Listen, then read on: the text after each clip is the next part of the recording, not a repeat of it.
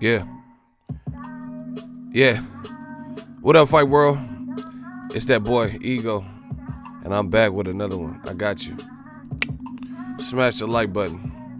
We not playing no games. I told you I'm on oh my gosh. Get in that ass quick fast like Ramadan as I crush so-called willies, thugs, and rapper duns. We not playing no type of games. We out here. New media. Get with it or get lost. Shout out to the chat. We gotta talk about these issues, man. We not accepting no disrespect in America. I'm gonna get to the content in a minute. You know how I like to do. I like to warm up the mic. A lot to talk about, a lot to be thankful for. Shout out to Real Boxing. America, I really feel like on some Denzel Washington shit in Training Day. All you motherfuckers. All right. Okay. Yeah. They think, America, we the Mecca. There's so much money in here. We allow for everybody to get money here. No matter where you from. It don't matter where you from. You can come out here and get money. But you must respect us. We're going to stand up. These American fighters get shitted on left and right. But not anymore. New media. Yeah. Oh, you motherfuckers. All right. Okay. I'm putting cases on all you bit. Yeah. Yeah, okay. So we got a super chat. We got back-to-back super chat. I got one from Chris Price. I barely even started talking. We got a $2 super chat, huh? Jake! Yeah.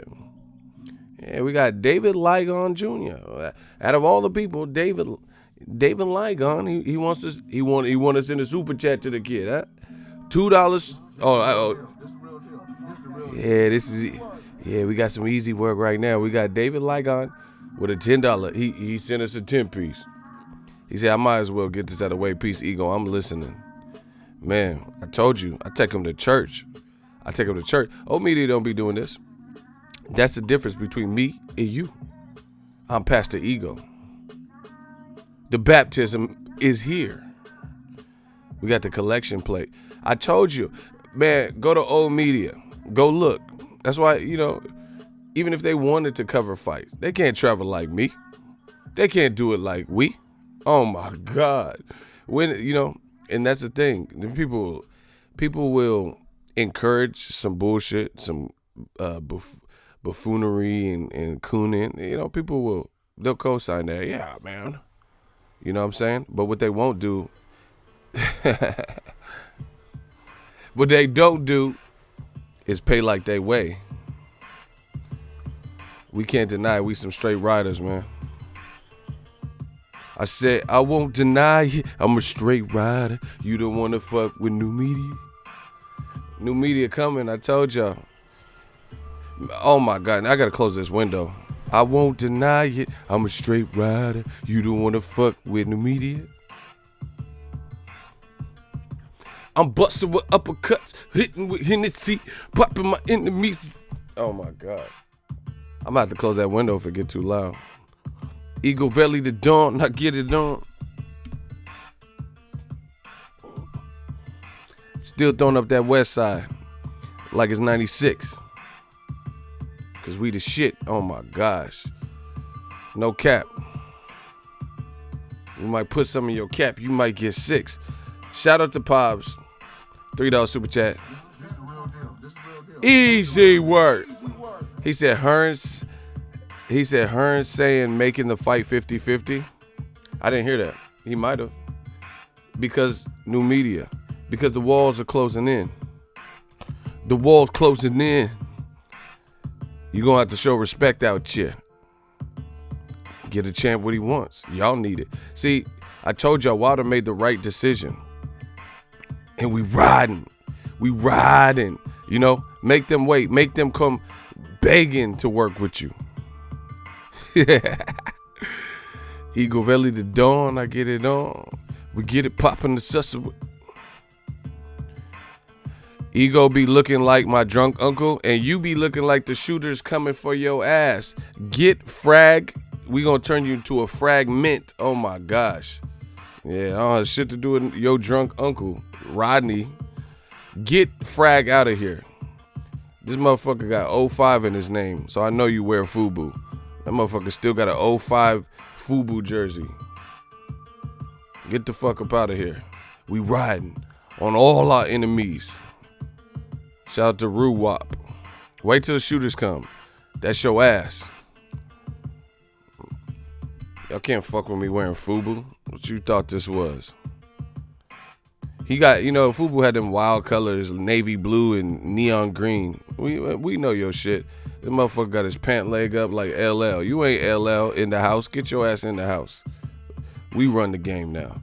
Hey, Cursor, get rid of him. His name is Frag. Turn him into a fragment. Frag 05 with the FUBU jersey. We doing this new media style. For us, by us. Death Row East. And they say I'm biased. I said for us, by us. But they say we biased. They can't stop watching, though. Man, bro. You getting bodied, So take your South Pole, Pele, Jabot jean wearing ass the fuck up out of here. Hey. Niggas been getting me out. Hold on. Listen. Media been counting us out. Yeah. Niggas been getting me out. I'm back on my bullet. I'm back on the game. I'm coming to fuck her, you fucking lame. Oh my God. Let me stop, bro. Yeah. Middle child your shit. Hey, get rid. Oh, he already. Sorry, Cursor. My bad, Cursor. Sorry for cussing. You already got him. Someone said he got them Bugle Boy. That's what I'm saying. Yo, Buddy Lee Jean Pro Kid wearing ass. Shaq shoes. You got the Masterpiece sneakers, like Lloyd Banks said. This shit'll get uglier than a Masterpiece sneaker. You not fucking with me. I'm gonna do it like the mixtape Wheezy. We coming. Death Row Easy. They can come. They can try to troll. You can't out heckle me. You can't out heckle a heckler. We got the Koch and the heckle. Oh my gosh, bro. You can't win at this game. This is what I do for a living. And I protect it by any means. Malcolm X shit. By any means, sir. We didn't land on Plymouth Rock. Plymouth Rock landed on us. What are we talking about? We're going to talk about these shook ones, though. Hey. Yeah. We just warming up the mic, and they already starting for me. Shout out to David Ligon. He enjoying the show. He sent a super chat already. We hard body. We coming. They not getting away with it no more. I see the games. I see the lames. I see the names. Hey. Bustin'. They just some shook ones. What up, Dunn? You ain't a crook, son. Yeah, you just some shook ones. I said, new media. We coming. Yeah, man, America, we ain't taking that disrespect no more. We took it long enough. People come to our country. That's fine. But then talk reckless and they want to cash out here. Oh no. We putting cases on all you, and I'm leading the charge. If you're doing right by boxing, we have no problem. Shout out to Canelo. Shout out to Jacob. Shout out to Errol Spence. Shout out to Mikey Garcia. Shout out to Gerald Big Baby Miller. He's stepping up. He getting a nice paycheck, I'm sure, but he's still stepping up. Dangerous fight. He's not the favorite. If you're doing right by the people, hey, we coming. They just some shook ones. You ain't a crook, son. Bust it. Smash the like button. The real is back.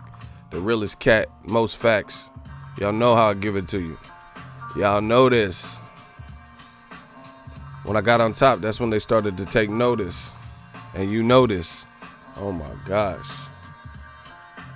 Swarm like a locust. I'm focused. Like Ford Focus. And I ain't joking. I got the joker, the poker, the... Oh my... Let me stop, bro. We just fucking with it. Shout out to Cursor. How many shooters we got? Okay, Dark Truth, Cursor. Eddie just dropped an interview saying Wilder or Usyk next for Joshua. New media knows what that means. Usyk next. They ducking Wilder and Ortiz, bro. Man, whatever. Fight Usyk. See, hey, DAZN, man. Hey, DAZN. Hold on, I gotta switch the beat. We gotta talk. We have to have a heart-to-heart with DAZN right now. Listen, this is what I'm saying. Like, you can't disrespect America and expect to be. Hey, DAZN, man. You gotta do something, baby. $19.99 a month, nigga. I could be out there, nigga. I could get ESPN Plus and Showtime for less than $19.99, motherfucker. Hey, DAZN, nigga, everybody listen. Josh Skipper, Eddie Hearn, you gotta do something, baby. Daddy, so, oh my gosh. We just get started. I told you, this is the warm-up. Let's get it. That M shit is old, don't get at me, dog. When I'm at your bar, I get to waving that semi like it's legal. Lil hurt his arm letting off that eagle. Big old black nine, I clap your monkey ass back on black crime. That's what they like. Yeah, black on black crime. They be like, the Black Channel. When will can we get some more of this black on black? More black on black crime? Why won't the black on black? Y'all know that? When there's a threat to a non-black fighter, they just bring up two black fighters. You know, like De La Hoya said, oh, hey guys, I want Canelo versus Andre Ward. I make a video about it. They be like, Earl, what about Errol Spence and Crawford? What the fuck does that got to do with this video? Like, what does that got to do with it? We see the games, I told you. And I'm just going to bring it out. I'm just going to pull it out. Because y'all know it. Y'all see it. Y'all know what I'm talking about. I know I'm not crazy. This is what they always do. If, oh my, I got to close this window. Hold on.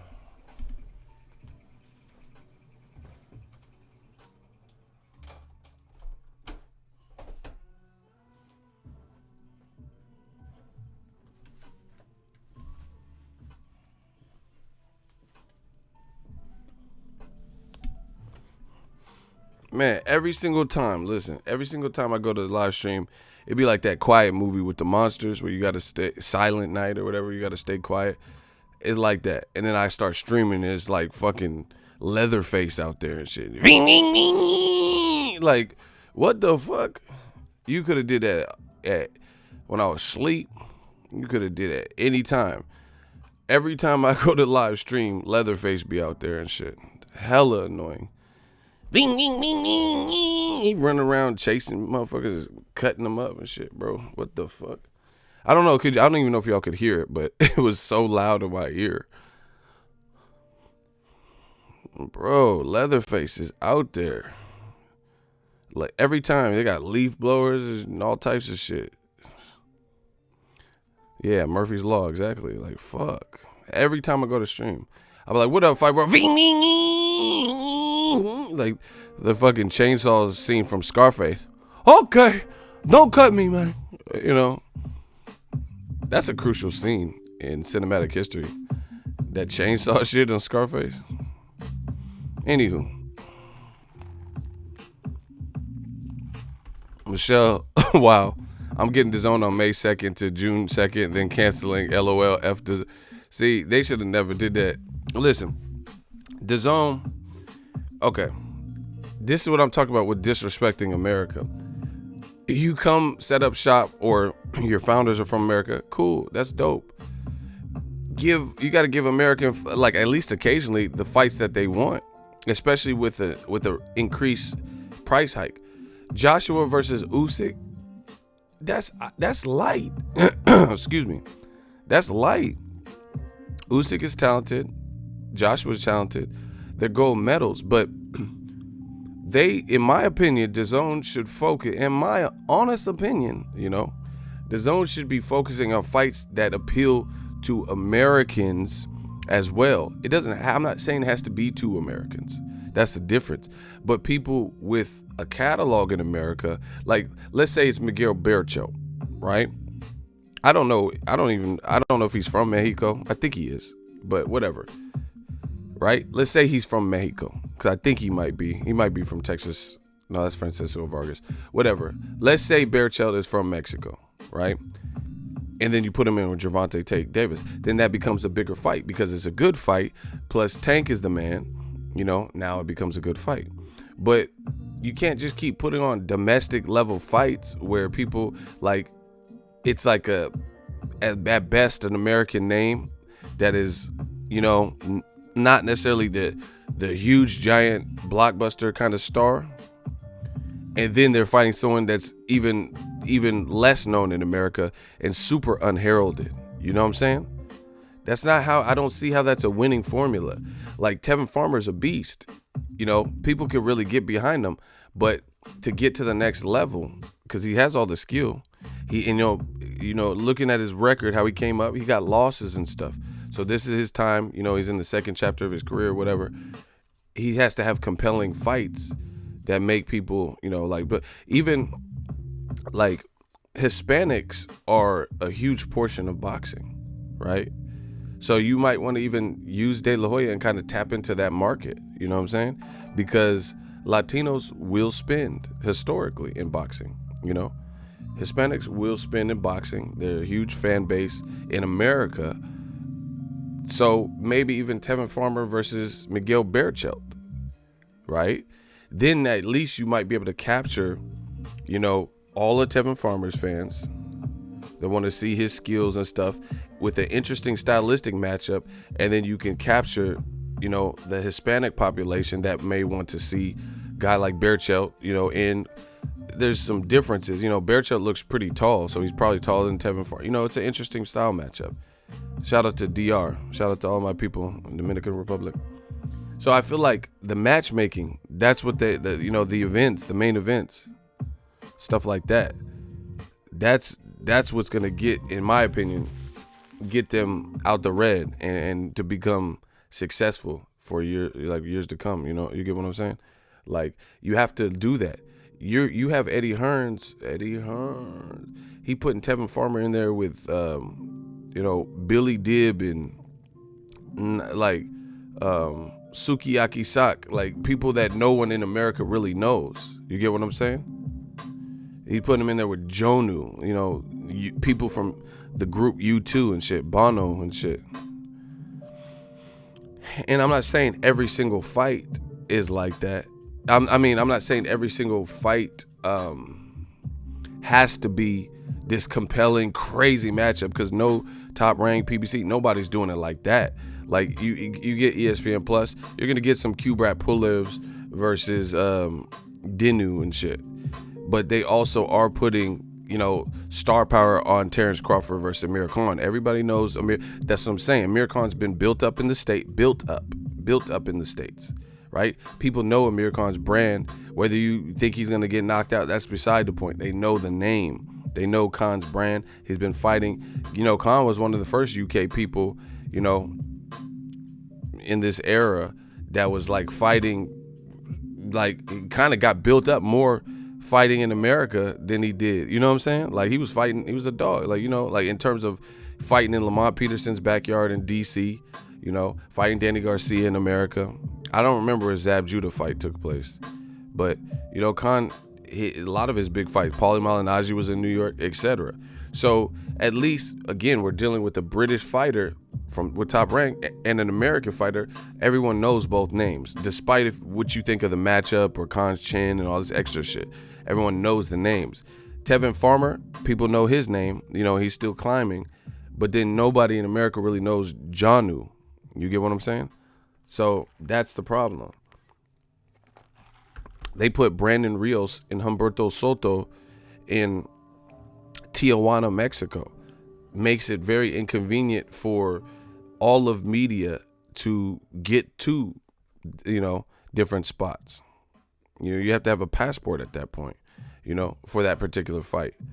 So to me, that's not really like a big fight. Even if you did, I'm just making shit up. Like let's say you got Brandon Rios and Victor Ortiz to finally fight. Even though Victor Ortiz with PBC and all that, I'm just spitballing. I think that would be a bigger fight than Brandon Rios versus Humberto Soto, just because it's finally happening. You might be able to get some people interested in that. Or like Brandon Rios send a pitch to Ruslan Provatnikov or some shit, because people are familiar with Ruslan for his fights with Bradley, Chris Algieri, Lucas Matisse. This was all on American TV. So it's like almost you have to do, and he used to spar Pacquiao, so people know him, So it's like you almost have to, your matchmakers have to honestly like do their research and see. It's like, I'm not trying to be funny style. I'm trying to really give you real life examples that help you understand what I'm saying. Smash the like button. It's like some people, when they go to get their hair cut, there's great barbers from every walk of life. I used to be in the barber industry, not meaning me cutting hair. Like, I don't know how to cut hair. I don't cut my hair. I don't do nothing to my hair. But what I'm saying is I used to work with P. Diddy's barber. Shout out to Curtis. I used to work with my barber, DC, from Compton. He just opened up a shop. He cut Snoop Dogg's hair and shit. Curtis cut Usher's hair exclusively, and Usher would fly him out. Like, I've been at places where, Usher needed him for the Grammys or something, and then he had to fly out and go cut his hair. So I'm talking about like big dogs in the barbering game, Eric Pacino's and stuff like that. And if you know barbering, you'll know these names. I know all of them from when I was, because I was doing video editing, video production stuff for them when they were building their names. Eric Pacino's got products in Target, hair care products. So, I'm talking about some real big dogs in that industry, and they hustle. But the thing is, all of the barbers, like I know Cuban, Rican barbers, black barbers, white barbers. I just met so many different barbers from different coasts, Boston and Connecticut, New York, Vegas, Cali, etc. And they all had hands, but they're the elite class of barbers. So the example that I want to give you guys is this. Not every barber, like if you're starting out and you work at Great Clips or Sports Clips, you might not have every style of clientele.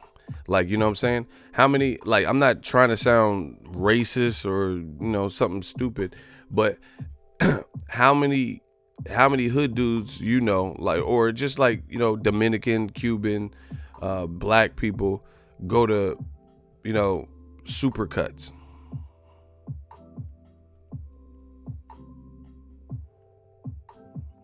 You get what I'm saying?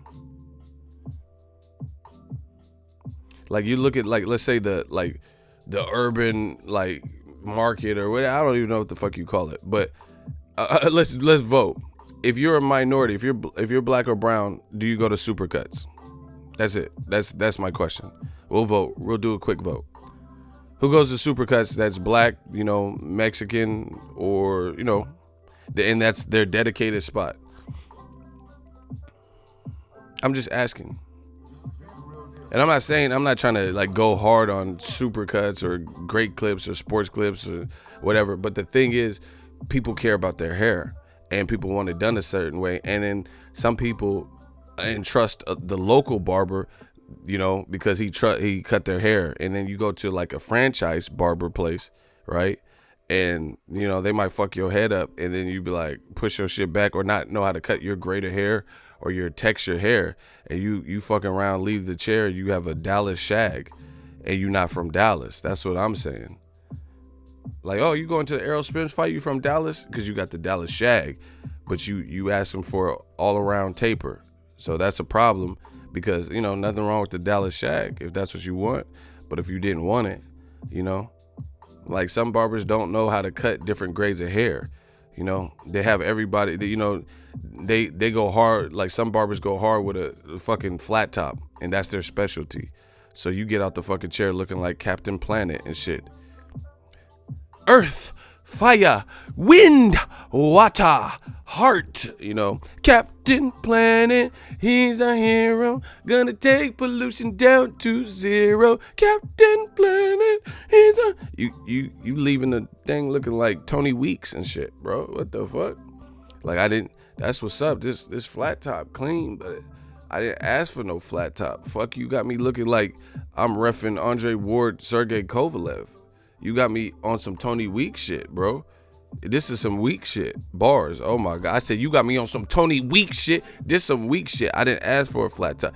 Tony, listen, no disrespect to Tony Weeks. His flat top be busting, but I don't want a flat top, you know? And you got me looking like Christopher Reed and shit, you know, Kid and Play.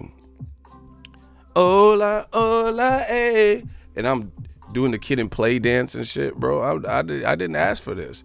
You can't just make up a hair.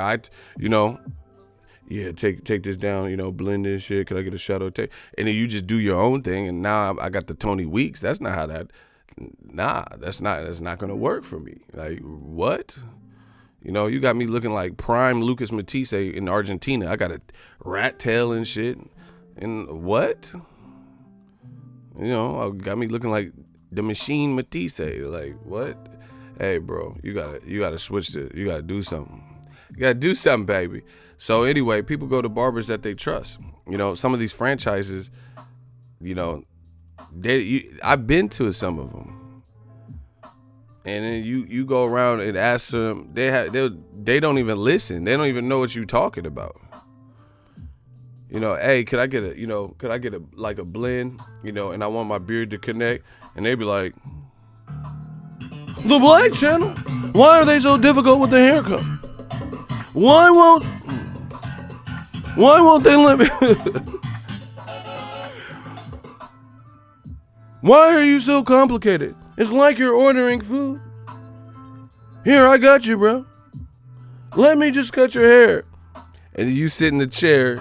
They put the little tape shit on your neck, and you in the chair, and they pull out this. Like, nah.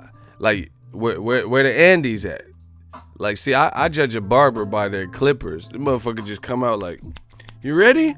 Why aren't you ready for me to cut? Let me cut your, like, Edward Scissorhands, chill, bro. Let me up out this fucking, in this death trap. Bro, listen, if you ever go to, you know, if you got hair like mine, your shit wavy, you know, you got that mixed shit, and you get strapped into the chair, and they pull out scissors first, get me the fuck up out of here, bro. Man, if scissors come out before anything, like, I don't care what you pull out, as long as it's not scissors. It can't be scissors first. Like, if you have a duster, or, you know, you put something, like some barbers put like little things in your hair and like blow dry hair. I don't care anything. But if you bring scissors out as your first move, like step one, get me out this fucking chair, bro. Cause you don't know how to cut my shit. My shit, I got cowlicks. My shit be wavy and like matted down here. Bro, you don't know what you doing, bro. Let's get this poppin'. The Black Channel. I'm Edward Scissorhands. Like, nah, bro. You don't know what the fuck you doing. This shit look foreign to me. Man, I got that good hair, bro. You don't know what you doing. You pulling out some fucking scissors from Michaels and shit. Nah, dog. You went to Hobby Lobby and got those. Nah, let me out. That shit like the Death Row logo. That's an electric chair. Let me out. This is a death trap. What? He said he wanted it an even all over. Nah, bro. So anyway, the reason I'm talking about barbers is not every barber is skilled. I know a lot of skilled barbers. So if you need references, I got you, because I used to work in that industry and film all these dudes. And I know barbers that got hands. But motherfuckers be terrified to get in that fresh chair that they ain't never been to. You know, I don't trust no barber, bro. I'd rather do a dope deal than go to a barber I've never seen his work. I'm telling you, like, I would rather trust someone, like, you know how in the movies they have the briefcase, show me the money, and you open the money. I'd rather do a deal with, you know, some shit like that with somebody I never fuck with Poppy, you know, Pablo and them, than to step in somebody's barber chair that I ain't never seen their work. bro. If you go to a barbershop and you waiting, like, man, I gotta get my hair cut for prom, and then someone has a perpetually open chair, don't get in it. That's barber rules 101. I've been in this industry, bro. If their chairs stay open, don't hop in there, bro, because you a guinea pig. You a guinea pig. They gonna experiment on your shit. You be like, gotta get it right, buddy. They finna be experimenting on your ass like Weapon X, Wolverine shit. They gonna be putting adamantium in your scalp or some shit, bro. If your chair is open, I can't fuck with you. I don't even like to see it. The only time it should be open is if you in like eating lunch or some shit. I don't want to see no open chair. Remember on next Friday, no more locked door. Like, no open chairs. No, Leroy, I'm bilingual. Like, if your chair open for long periods of time, then I'm not in it, because I know what that means. It's just like a restaurant with no customers. That's how I go to New York, place that, like, spots in New York I never been. That's how I judge it. I'm like, what food sounds good? Sometimes I use Yelp, but sometimes I just look in the window and shit like a peeping Tom. And if there's motherfuckers eating in, then I know I'm gonna do what the locals do. When in Rome, do as Romans do, as I always say. If that restaurant's popping and you see motherfuckers got soups and salads and sandwiches and eating, it's probably good. That's why the locals go to it. But if you go to that one, you see, a couple flies, and nobody, and then you just see the chef stirring a pot. What you stirring that pot for? Nobody buying that, bro. Hey, no, we not. Same thing with barbershops, man. The LJ, he said, I don't fuck with female barbers either. I can't. My barber currently is female, and she blade my shit, so I can't agree with you right there, bro. I won't fuck with just any female barber, but my barber got hands. I ain't even got a cut, and my shit still hold up. You know what I'm saying? Look, the female barber did this. Shout out to Scent. So I can't agree with you there. But yeah, I got a female barber. She got hands, so I don't know what you talking about. Females, ladies is pimps too. Yeah, see, me and Angel on the same page. He said she bad too. Exactly. That's what I'm saying. And see, this one, I'm not trying to, shout out to Scent. But listen, female barbers, it be a different experience, bro. Cause like when she be cutting my hair, she be making the shit feel good. Like niggas be rough with your shit, ripping your ear, like pulling your ear folds and shit, bro. Like slapping your head around, turning you, move up, like damn, goddamn, But she be like, cause she's still a woman, you know what I'm saying? So she got that female touch with it. Like fold my ear back slow. Oh shit. I'll be like she whispers sweet nothing. So I can't relate to that. I can't relate to that, cause my shit I be about to fall asleep. She be lifting my head up slow. Motherfucker dudes, they'll twist your shit, pull your shit. The clippers, they try to adjust them so good, the shit be burning like into your scalp. They be, hell no. Most of my barbers in the have been men barbers, but yeah, it's different too though. Like, see, with my barber, because now that I have a female barber, I can actually make eye contact. See, y'all don't look at the little stuff. I pay attention to everything. I could make eye contact because that's a woman, so she could be cutting my hair. I'd be right here with it. We see eye to eye. You can't do that with the male barbers. They cutting your hair, and you just looking googly-eyed at them. And, you're going to look like Juicy Smollett. You know what I'm saying? You're going to look juicy.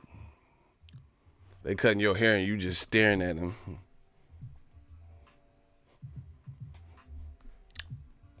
Yeah, bro, that don't. King Coogan, IFL TV.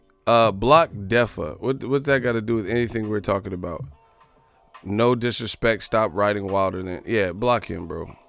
Get Defa, bro. Why would you come to my channel to tell me about the next person? Go to that page, and bro, you just wasting people's time. Hey, clap. Oh, he already got clapped. Whatever. Listen, That shit don't work over here. All that shit is dead. That's that old media shit. You're not gonna distract us. We having a good time. You be like, yeah, John Doe boxing for life. Go to John Doe boxing. Why you at my shit? What's that got to do with me? That's how you know they be lying. You come to solicit. I don't need. See, they talk about. Listen, I don't tell them to talk about me on other channels, but they still do it. You know, I don't go on other channels and be in the comment section and some pandering and hey, come to Boxingego. Like, I don't do that. Anywho, yeah, having a female barber is pretty cool, dude. You know, because they treat your head with some consideration. Dudes don't. Like, they be moving your shit, grabbing your shit hella. Like, oh, damn, dog. Get off me. Get off. Dudes will grab your shit any type of way. Like, motherfucker, you got the jaws of life on my shit. Get off.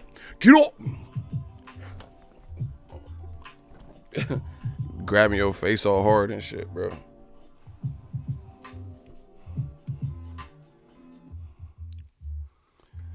John Smith, why come to the channel if you want to be disruptive and negative? Don't do that. Don't do that. That's what they have to do because they know who's winning. Bro, you can say, put me up with any channel out there. You see it. You know, their channel's way bigger than mine. They don't be getting super chats and shit. You know, I don't have to, like I said, you don't see me. I don't have to run after fighters and shit. Hey, Gervonta, wait. Bro, motherfuckers know what it is, bro. And Tank's my dude. Shout out to Tank. I'm just using him as an example. You don't ever. When's the last time you see me like, be the only one and running down to interview? I don't have to do it. I have a lot of relationships with fighters, like good relationships with people.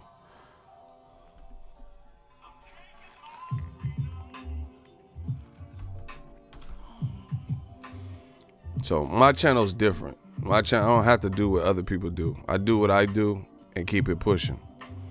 And one of the things that I do that I'm going to continue to do, and if you don't like it, Tank is that boy.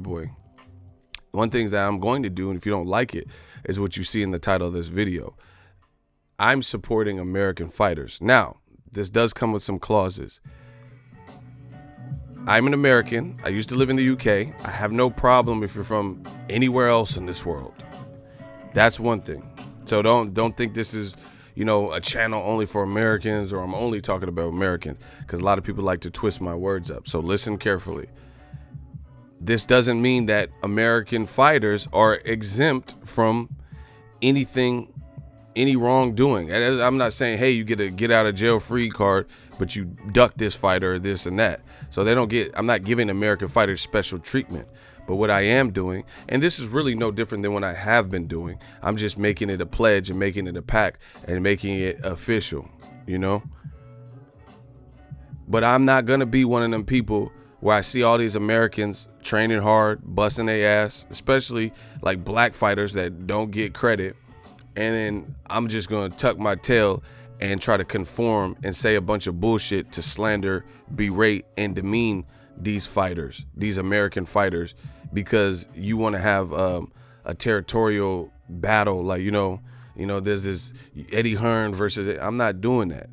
So straight up, don't watch my shit because I'm not doing that. I'm not going to just bend or fold. I don't just read comments and make videos based on what the comment. I talk about what I want to talk about. I talk about what I see.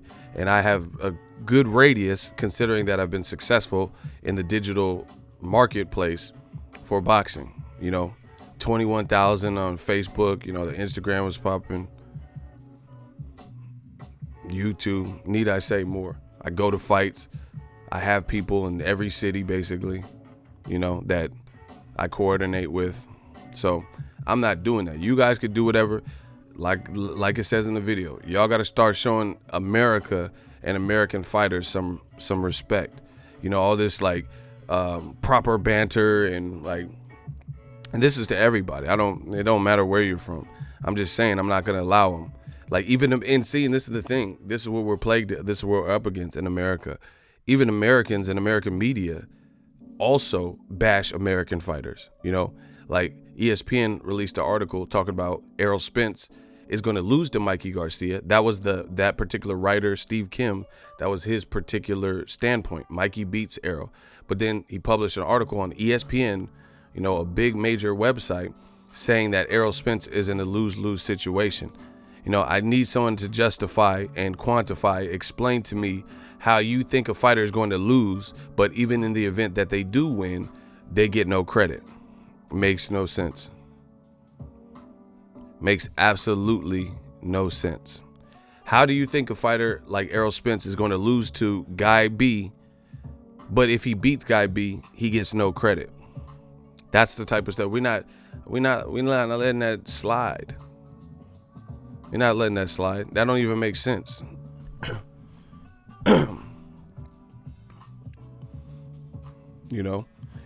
So that's what I said. You got to be 10 toes down in this game from here on out.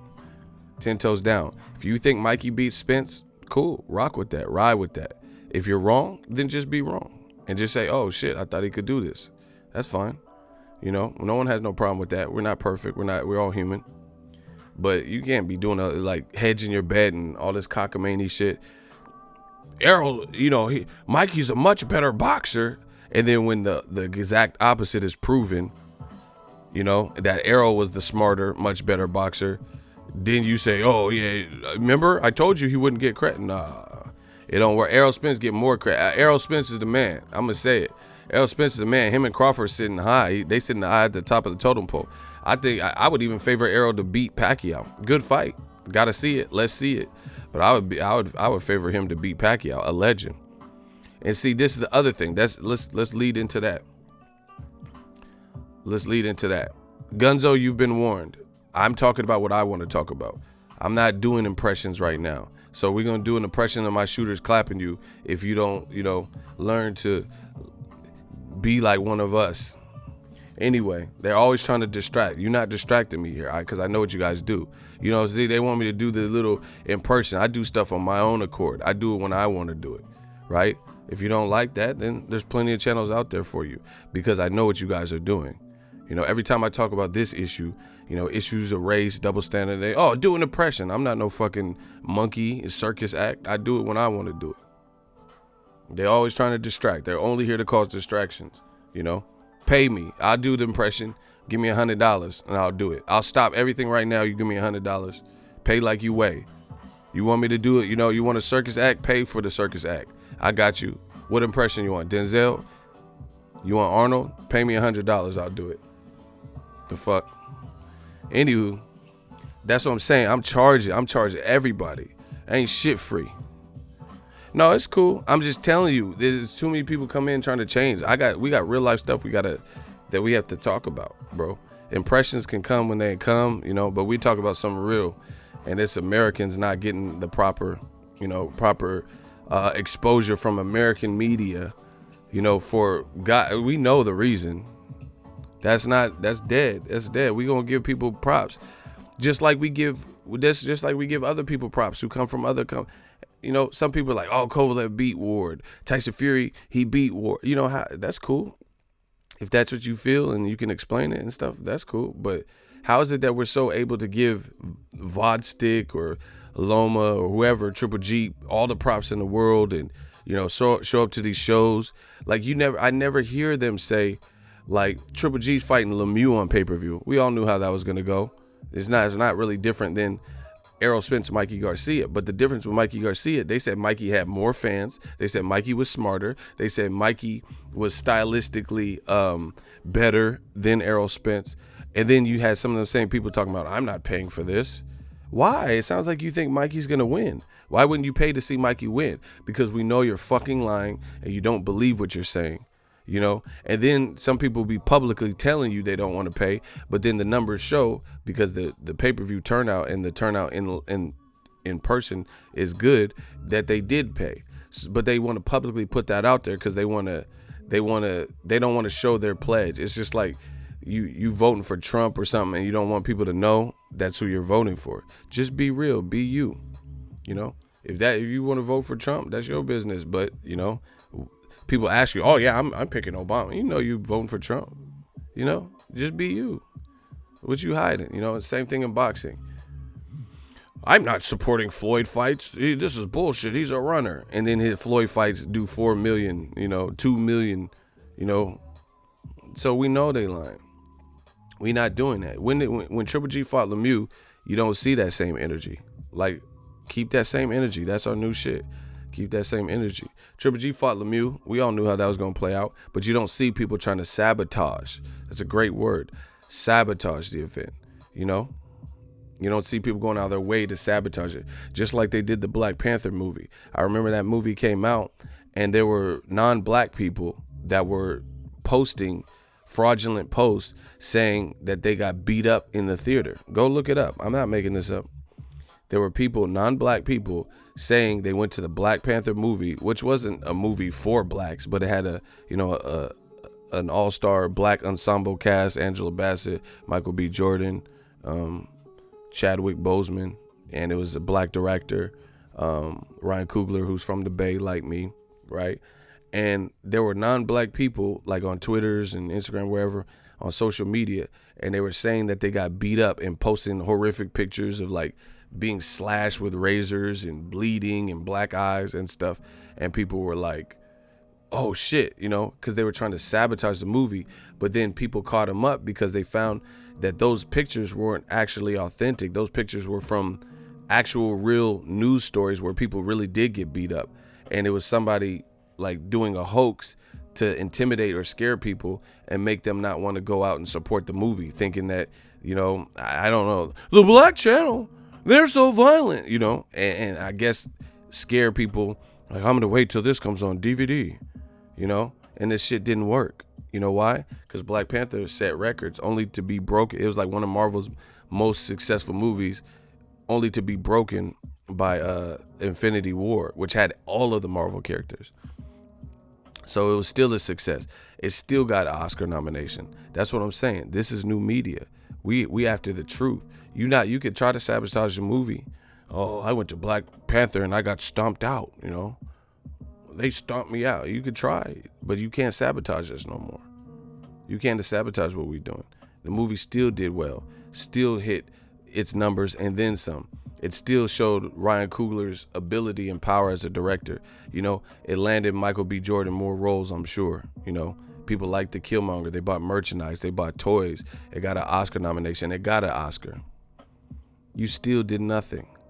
Just like old media. You're not doing nothing. You can't sabotage this anymore. We're coming. Death Row East, I promise you. I will not stop. They're going to have to take me out the game. And I'd love to see that. Take me out this fucking game. Because I'm coming. I told you. I didn't even want to show y'all this. But now you're going to see how hard I work. We not playing no more. Give America its propers. We need that proper etiquette. Show respect. Keep it consistent. We all about equality. So the same passes you give Tyson Fury for fighting Tom Schwartz, when Wilder's fighting is mandatory, even if it's not the preferred fight you want to see, we need that same pass. We need that same pass. And that's not even a good example because Wilder versus Dominic Breazeale is a much better fight than Tom Schwartz. But this is how they try to dupe you. They try to dupe you and say, oh, come on, 40 fights and 40 bums. Why is Wilder fighting Dominic Breazeale? Dominic Breazeale has experience. He has a better resume than Tom Schwartz. He's been to the Olympics, unlike Tom Schwartz. He's 6'7", unlike Tom Schwartz. He has a knockout against an Olympian, Negron, in his last fight, unlike Tom Schwartz. He's fought on American TV, unlike Tom Schwartz, on Showtime cards. He is the WBC #1 rated person. Him and Dillian White, whatever. I'm not going to go into that. But he's a #1 rated person and a mandatory, unlike Tom Schwartz. Tyson Fury is the lineal champion. Tom Schwartz ain't no lineal mandatory. He's not even ranked high. Dominic Breazeale is actually ranked high, especially with the WBC. People are like, oh, Tom Schwartz is ranked #2 in this section body, and he's ranked #9. But we don't even know who he is, and we don't know how he got that ranking, so nobody cares. Dominic Breazeale, he fought an eliminator against Eric Molina on a Deontay Wilder card in America at the Barclays Center, because I was there. And guess what? We know how he got his ranking. That was the WBC order. He was initially supposed to fight Bermane Stiverne. I told you, it's over for you. I am boxing's encyclopedia. I remember all this stuff, because I was there. You guys are getting clapped up. I promise you.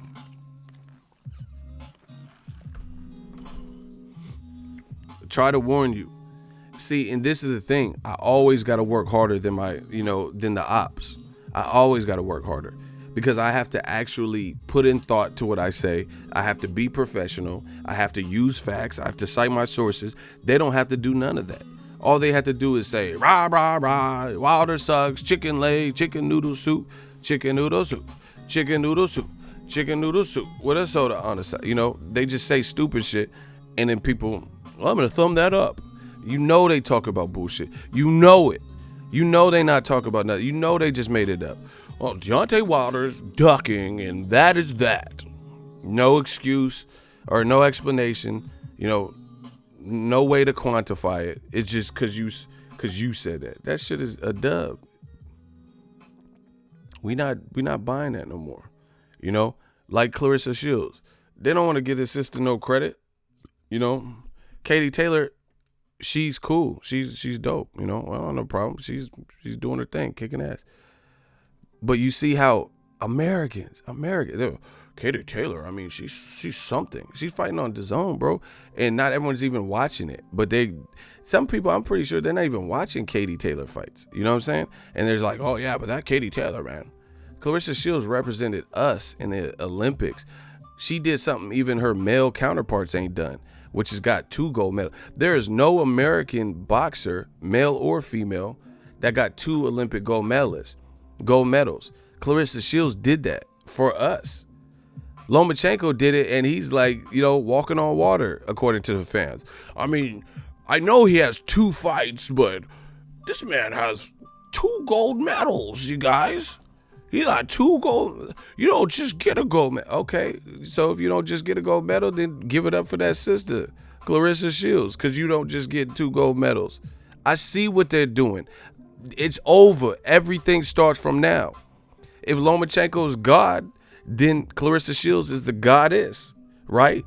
Oh, Loma has 2 gold medals. Okay, Clarissa Shields got 2 gold medals, and she's the only one, male or female, to have it.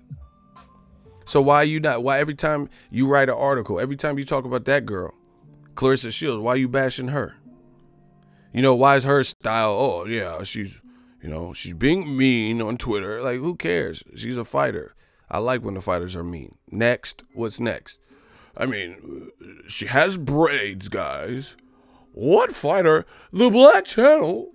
Why would she have braids? She's not Moesha. Like, what the fuck are you talking about, Moesha? Old media's a dub. We exposing all of that.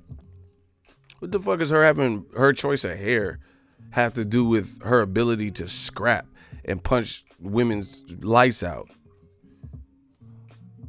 And then she don't get no proper. She about to fight Christina Hammer. I might fuck around and pull up and go to that fight, just to give it exposure, just because I can. That's probably going to be an expensive trip because her fight's around the corner. I might try to pull up, and if you guys want to support, pull up too. We doing something different. You motherfuckers don't. She got braids, first of all. Like, what the fuck has that got to do with anything? Mo to the E to the every time it's me. I mean, she got braids like Brandy and Brandy Norwood and Ray J. Like, excuse me. Like, that shit, this is the type of shit they bring up. Clarissa Shields having braids, or she's mean on Twitter. Okay, Conor McGregor slapping fucking fans' phones out their hand. Hey, Conor, can I get a picture? Man, get this shit out. Like, what are we talking about, bro? What are we talking about? This bunch of fake shit. I told you, I'm coming. Death Row East. Shout out to Michelle. I'm coming. We really like Death Row of boxing. Death Row was in-house. They had a lot of talent. They did things their way. Death Row East. Believe in it.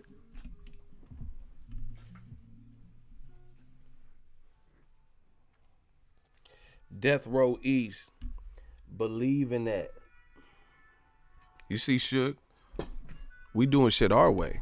We got the finances. See, that's what America wasn't ready to compete. I'm not saying we bullying and beat nobody up or nothing, no shit like that. So it's not, we're not mirroring the death row business model exactly the same, So don't try to see if we finance through Harry O and all that shit. It's not like that. But we young, entrepreneurial, and we come in the game doing our thing. We got our own sound. We do what we want. New media. And we got all the talent. In 1 year, we outsold Bad Boy, LaFace, Nas, all that other bullshit y'all was listening to.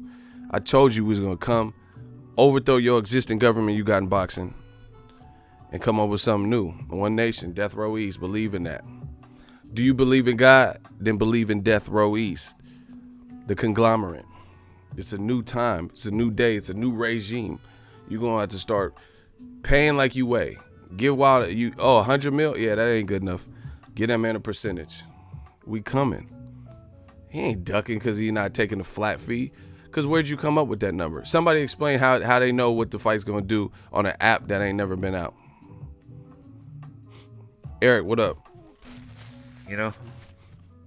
Support black-owned business. They hate to hear that, but support it, Support black-owned business. We gonna show you unity. I told you, we don't have community. You can't spell community without the unity. Support black-owned business. They try to act like the black dollar doesn't count. Like there's no money there. Like black people just don't get it. We not having that. We on some Kaepernick shit. Malcolm X, Tupac. That don't fly no more. It's a no-fly zone from this moment on. Americans, we talk tonight. There's a lot of talent. They try to make you, if you think a black fighter is good, then they attribute it because the person is black.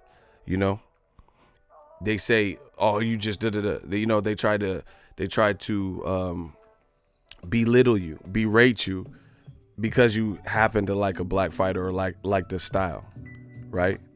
They try to compare it to homosexuality. Like, they say, oh, I don't have anything. I don't have your sexual preference is your sexual preference.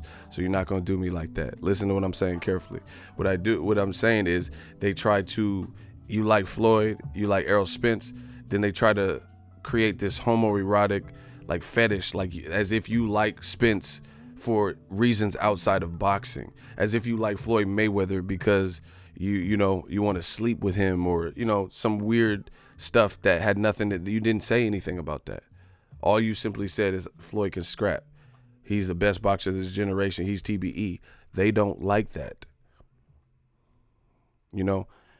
Shout out to Eric. He said black and Latino fighters have the highest pay-per-view buys in history. Factually, black and brown they hold the records.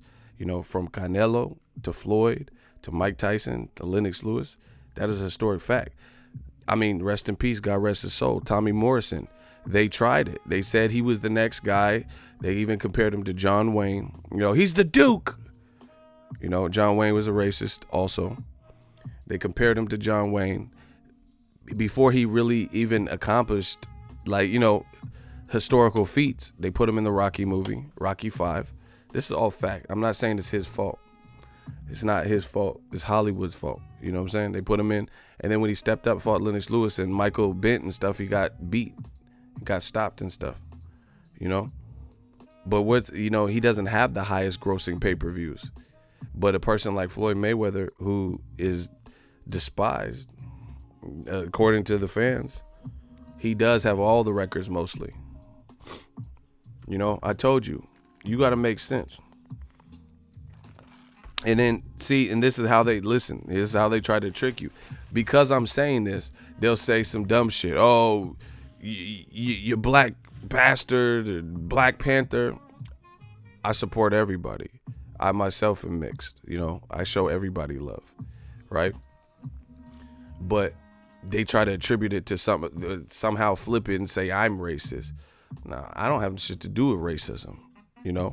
Listen, if anybody says, "Oh, Ego's racist," ask him what he say. That's it. Ice Cube voice. What'd he say? What'd he say? And ask him. That's all. It's a simple question. See, the thing with digital media and digital mob and the internet, you got to look at it like this. People could say whatever they want. They can say whatever they want, but can you prove it? What are you talking about? I've been on this platform. So, okay, they say I'm racist, but I'm not breaking no YouTube community guidelines. I keep growing on the YouTube platform. I get a silver play button with no features like J. Cole. You know, I keep hitting new milestones. I keep getting support. That couldn't be allowed if I was doing the wrong things on YouTube. That would be breaking community guidelines, right? That's just the fact. You know, if you have racist content, you would be breaking community guidelines. Therefore, you wouldn't be on this platform. You know, if it was like overt, outright, you know, racism. So, like I said, they try to flip it on you. Historically, this is what they done. It's just like there was a clip about boxing, and they said it was Dante actually showed me it. It was like I don't know what his position was, but he was like a white psychologist, and he was talking about racism back in the Jack Johnson days. And he says if you were a skillful fighter, then they say you're a coward, a yellow belly, right? And the guy saying it wasn't even black. He said they would say at that time, they would say you're a yellow belly, you're a coward, you know, you don't want to engage, you're scary, blah, blah, blah. That's how they would justify the racist. That's how they would justify that style. You know, just like today's day. If you use some lateral movement, you're a runner, you're a coward, you're a little bitch, pussy, all that, right? But if you're a brute, you know, and you're just mowing guys down, then they say you're a Neanderthal, you're a brute, you're a weight bully. You know, you hear these terms. What do they call Errol Spence? A weight bully. So despite the fact, you got to look at it, does this make sense? Errol Spence wanted to smoke with Keith Thurman. They're similar in stature. So how's he a weight bully, but he wanted to fight Keith Thurman, and the only reason it hasn't happened is on Thurman's behalf. You know, he's the one in bumper car accidents and stuff. How's he the weight bully who fought Kell Brook, who was coming down from 160? You know? But this is what they try to convince you. You got to understand, and listen to me, listen to whoever you want, and tell me if it makes sense. You know, does it look like Errol Spence is left off bad and bougie? Does it look like he's ducking any smoke? You know? And meanwhile, here's the fun fact. Canelo Alvarez has more catchweight fights than Floyd, than Errol Spence, and nobody talks about that. Canelo, I'll do this real quick. Canelo fought, this is just catchweight. This is not undersized guys like, you know, smaller guys who weren't real big 54-pounders or had to move up, like Jose Cito Lopez, Ryan Rose, Matthew Hatton, Carlos Baldomir, Shane Mosley. That's not even those where there's like a weight disparity.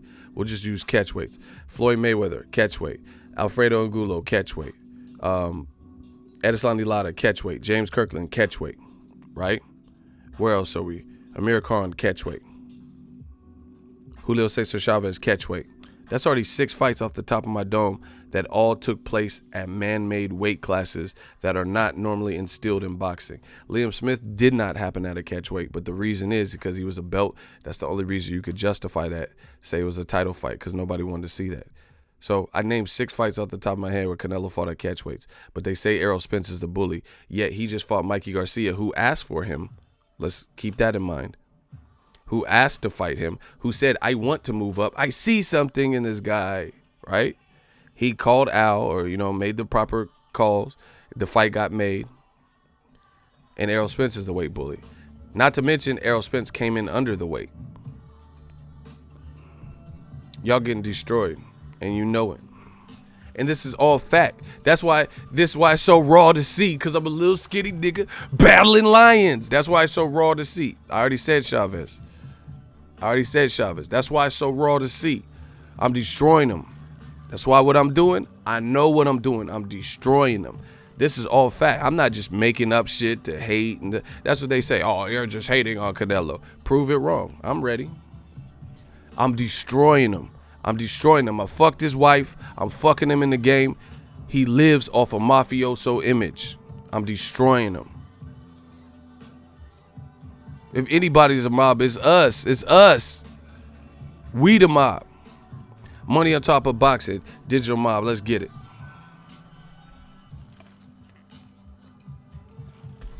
Shout out to Kiari Johnson. This is what they hate, bro. You making them mad. I'm going to have to catch flack now because you. $10 super chat. He said, did someone say black owned? Salute it. Takes heart to do what you do. Hearns talk about 50-50, but y'all said, oh, I didn't hear the interview, but people keep telling me that, so he must have said something. But y'all said Wilder was stupid. Wilder's getting his worth for betting on himself. Real boss. Real boss shit. Exactly. Once again, this is why I promise you I will not stop. It's on. All these other channels, listen to them. Go there. We'll see who outlasts who. We'll see who facts remain true. I'm coming. Death Row East. I told you I didn't want to do this, but y'all made me. I didn't want to have to go back to the old ego because I would have killed that boy by mistake. I didn't want to have to do this, but now it's on. I promise you it's on. We got people in the crowds, bro. It's on. Ego's army is strong. It's on. This is what they said, don't start a war unless I got my money right. Well, I got my money right. Now I want war. Let's go. Old media versus us. Fact for fact, bar for bar, line for line. Let's get it. We'll see. You know, you can say whatever you want about me, but let's see. We'll see who outlasts who. We'll see who does the highest views, covers the most fights. I'm ready. I'm with it. I'm so ready. You know, I'm Tevin Campbell ready. I promise you. I told y'all, leave me alone. Y'all didn't want to do it. Now you seeing this. Now this is happening. I would destroy everything you touch. Eagle Valley style. 48 laws of power. Crush your enemies totally. Y'all want war? You know, y'all don't want to give Americans props? Got you. We gonna see. We gonna see when we ride on this side. Get ready. Buckle up. Lace your boots. Tie your shoelaces real tight because you're going to trip on them shits. You're not outworking me at all. I would love to meet the day that I see somebody outwork me. Especially from fact. Not like just, you could try to outwork me with a bunch of bullshit, you know, just making up shit and not that. I'm talking about factually outwork me, you know. Come with more facts. Come with more hits. I'm ready. Let's go. Real brother already told you. He said them other channels dying off, bro. It's worse now. It's bad. I told you. It's a no-fly zone now. I promise you that. All I need from you guys, just be who you guys are. Enjoy the fights. Enjoy the channels. And we're going to see. We're going to see who outlasts who. And be fair. Be fair. Be real critics and everything. Like I said, old media. Let them tell it. Wilder's an idiot for not taking 12.5. Fast forward to this year, right? DAZN offers him $100 million for 3 fights. So that means, according to the reports, he would have got $20 million to fight Dominic Breazeale. How the fuck is Dominic Breazeale worth $20 million for that fight, and DAZN was willing to pay that for that? But Eddie Hearn offered $12.5 to $15 million in the 2 offers last year for Anthony Joshua. So who's stupid now? Let me know how that makes sense. Now DAZN is willing to pony up to try to lock in Wilder, and they were going to give him $20 million for Dominic Breazeale. But last year, he would have made $5 million or more or less to fight Anthony Joshua with no incentive, no way to incentivize him really, no pay-per-view back in, nothing. He just would have been stuck at 12.5 to 15 mil. So who's stupid now? That man from Alabama? Let's go. I'm ready. Speak up and get destroyed like your pops used to.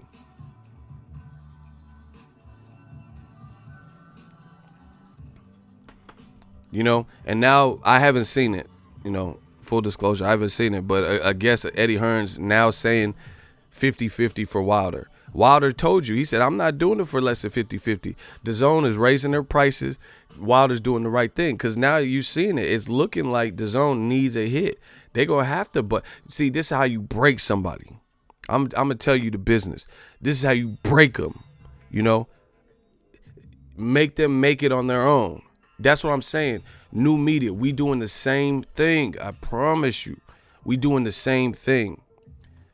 If you want to support me, if you want to support new media, if you want what's real in boxing, then support it. I'm not saying, you know, I get super chat, I get paid. You know, that's nothing.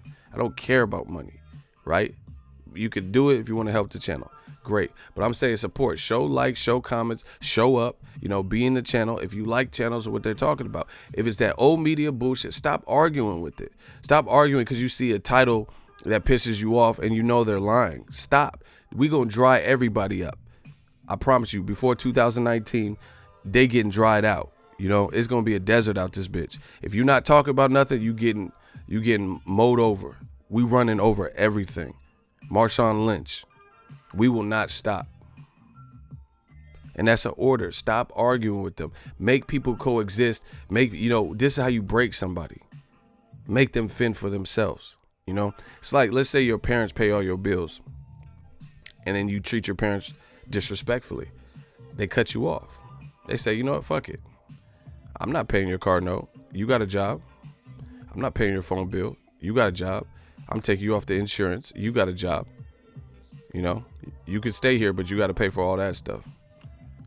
You getting cut off, you know, and then now you're forced because you disrespected your parents, the people that brought you into this world. I brought you into this world. I pioneered this YouTube shit. I'm your pappy. But now, you know, you bite the hand that feeds you. I created a space for digital, like, this is fact. I created a space and awareness and, you know, got people talking a certain way, got people doing their thumbnails a certain way in this platform, in this niche. I did that. You know, I'm not saying I'm the only one that did that, but y'all know what I did and y'all know what I didn't do. Y'all know the trends that I started and etc. So now you want to bite the hand that feeds you? Cool. Fend for yourself. You pay your car note. You pay your own phone bill. I'm taking you off the insurance. You know, tough love, if you will. We showing them tough love. We drying out everything. I would destroy everything you touch. And that's it. You know, that's my rant. That's my message. I don't make promises I can't keep. So if you really want to help the movement, super chats and stuff is great and that. But what's even greater is be real in this boxing game. Be real. If you see a fighter from anywhere getting unfair, poor treatment, stand up for something. Don't just co-sign it because you're in a forum and that's what people are saying. Think for yourself. Think to see, you know, like I said, Wilder, people not giving this man no types of credit. He took on Luis Ortiz. To this day,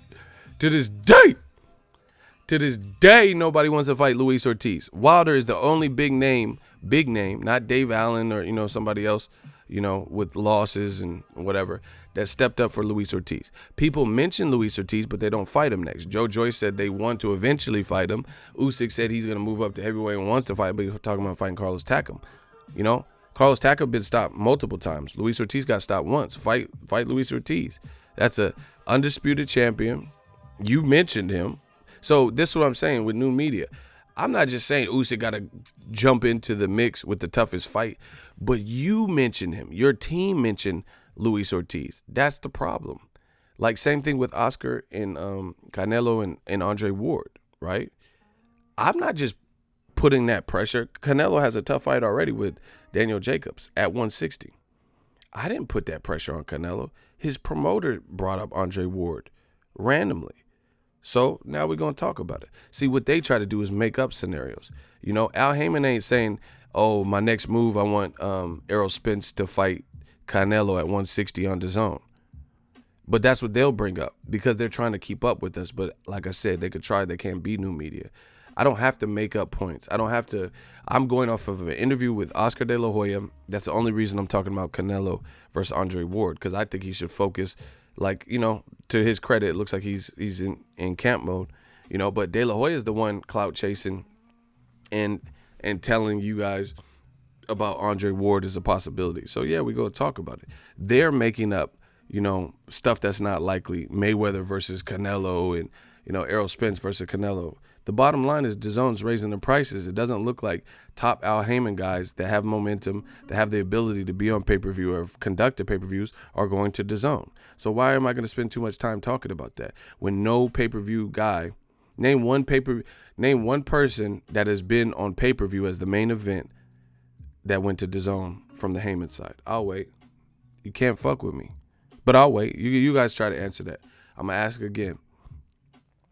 Shout out to Lamar Gugis, new media, new member. We need them claps. Lamar Gugis, he Army Green now. Name a guy who's fought on a main event that fights with PBC that went over to DAZN. Wilder Fury, so from Wilder to Broner, who fought Pacquiao on pay-per-view, to Mikey Garcia, to Errol Spence. Name the fighter. Name the fighter that has been on pay-per-view that went to DAZN. Shane says no one. Shout out to Lamar Gugis. He back on the membership program. $5 super chat on top of joining. Appreciate you. He said, good to be back, baby. See, and that's the great thing with the membership, bro. We good here. You guys, if, life happens and things happen in your life, you can see, I'm not DAZN. I'm not saying you got to give, you have to do it for a year. Otherwise, it's crazy. It's $4.99. You could opt in and opt out whenever you want, if that's what you prefer. If you want to ongoing help the channel, then it helps the channel. But if, things come up, you got to get tires or, you can cancel it and get it back. We good either way. I just appreciate the support and the people that want to see us succeed and help grow. So from the bottom of my heart, I appreciate all y'all. So anyway, I can't think of any guy who's been on pay-per-view that signed with Heyman, from Errol Spence to Adrian Broner to Mikey Garcia to Deontay Wilder, who fought on a pay-per-view main event that went over to DAZN. So, the game plan is clear. You guys can say whatever you want, but to me, it's clear. DAZN, despite money being thrown at people,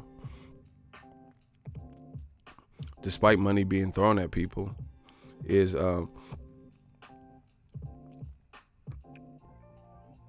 they got some questions that they got to answer. Despite the money they're throwing at people, they haven't been able to lure top American talent. Like, bro, you guys can say I'm hating. I don't care. It is what it is. Because, like I said, new media style.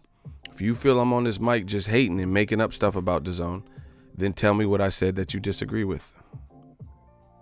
Period. That's all you got to do. So, my thing is this. DAZN is pitching to Americans.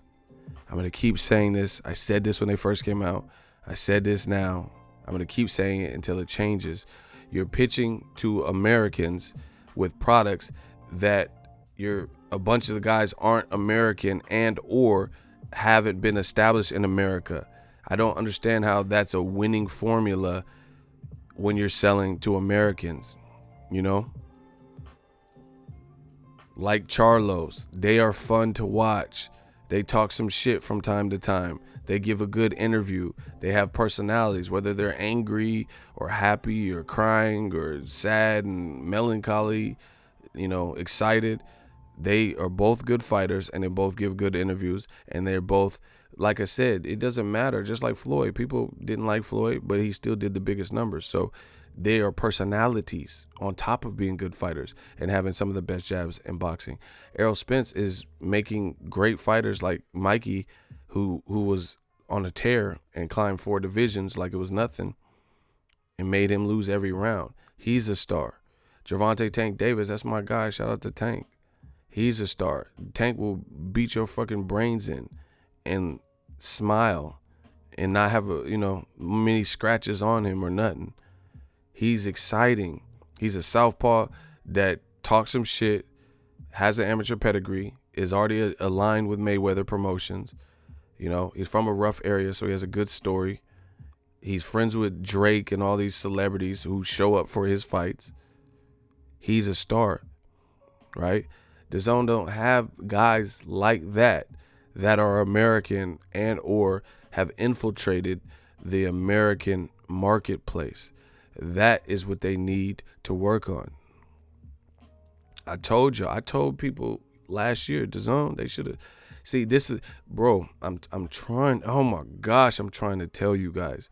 This is what the title of the video. Americans, we not having it. You not, like, these companies, you pitching shows to, like, I'm not even trying to be funny. I'm not trying to, roast, like Dan Rayfield, okay, ESPN. They're giving him his own show. But if ESPN would have gave me my own show, what you think would happen? And it's not just about me, because it's not just me, like I'm the only one, but I already know what I'm capable of. You get what I'm saying? What do you think is going to have more viewership? That's what I'm saying. That old media way of thinking is dead, because you can't be reliant on fan comments, because fan comments can't save you. And we know fans, it's just like voting. Some people vote, like they said, oh, I'm not voting for Trump, but then Trump's in office. So obviously some of the people were not comfortable maybe telling people that they were voting for Trump, but they really voted for Trump. Or, the Russian scandal, or, maybe you think it's foul play, but it's the same kind of concept. If people are saying, oh, I don't want to see John Doe, become president, I'm not voting for him. I'm voting for Bernie. But then Bernie don't get elected, then some people couldn't have been telling the truth, right? That's the thing with these companies. They're going to learn one way or another. There's more than one way to skin a cat. There's more than one way to shoot a gat. When we ride, everybody cry. They're going to learn. You have to start listening to the public. You have to start, if you have a budget, give somebody like who has a clean slate, and American personality that people like, that has a clean slate, give them an opportunity on ESPN to have their own show, their own in-studio show. You get what I'm saying? It's just like this is why I love it. It's like a director taking a chance on somebody. You get what I'm saying? Like, let's say Jordan Peele. I fuck with what he's doing. I haven't seen his new movie. No spoilers or you're getting blocked. Get Out.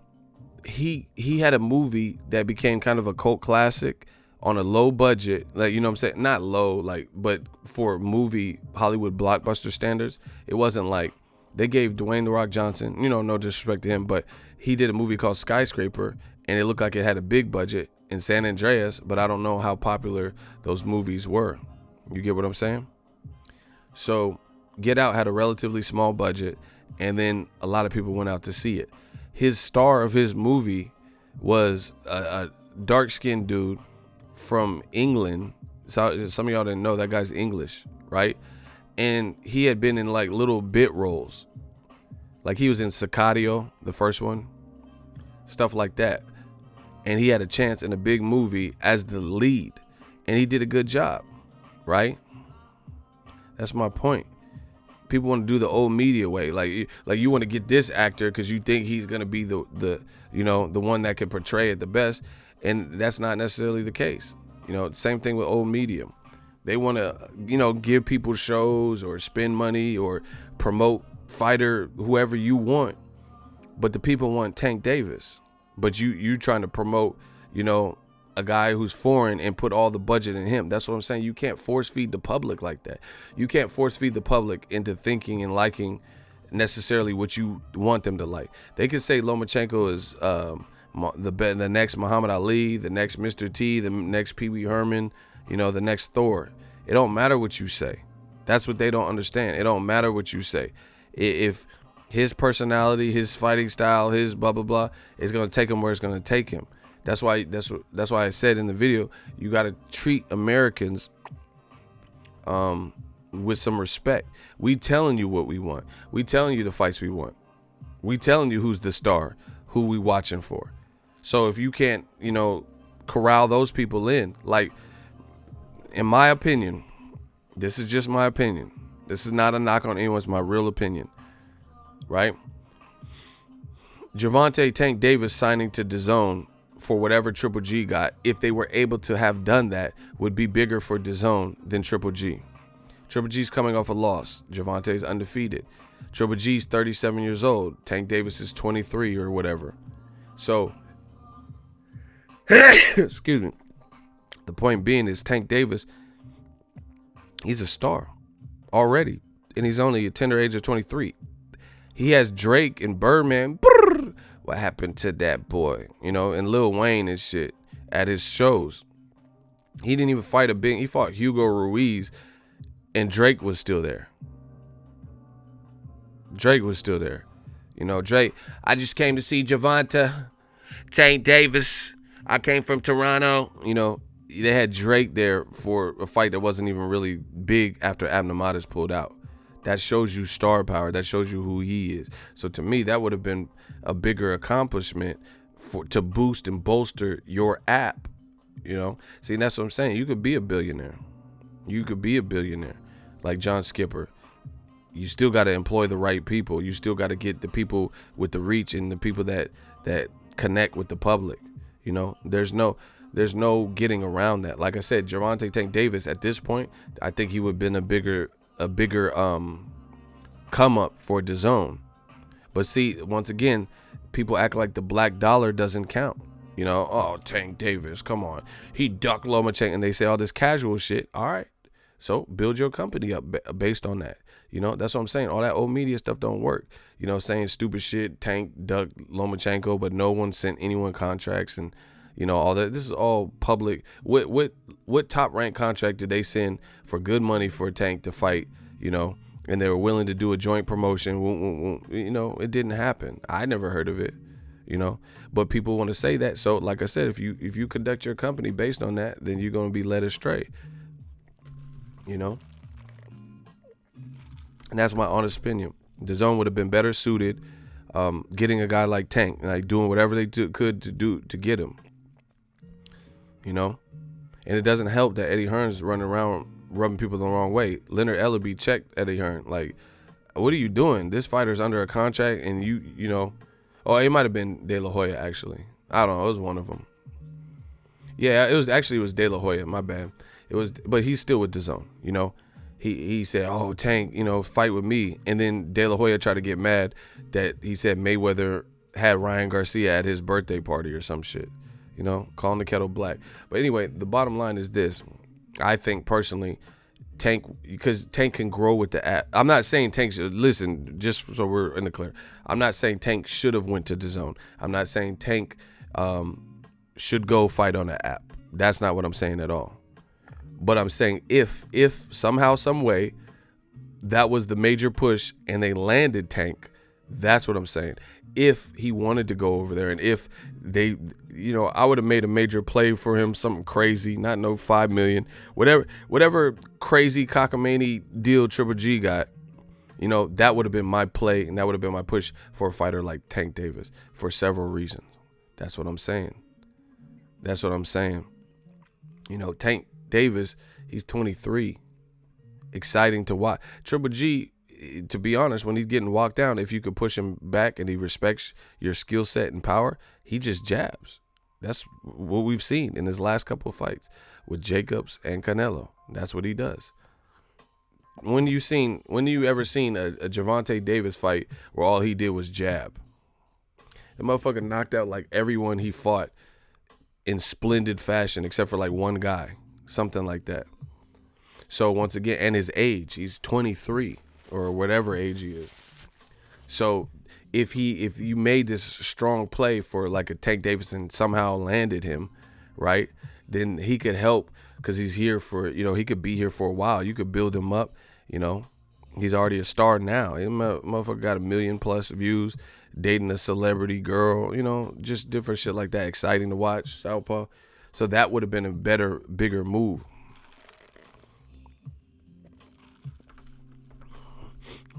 That would have been a bigger move. DAZN sitting up here paid all the money for Triple G. That's cool. That's what's up. But he's 37 coming off a loss. So good luck. And, he got equity.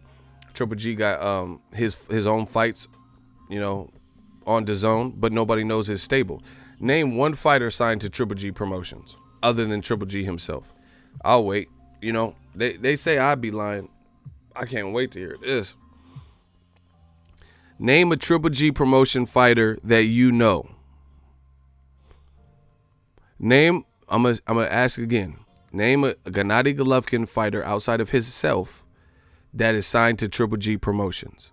Because according to the published reports, DAZN gave Triple G a deal, good monster money, equity, some type of shares or perks and shit. And he has the ability to put Triple G promotion cards on the platform, for a certain amount of dates or whatever. Name a Triple G Promotions fighter. Go. Gotta understand business.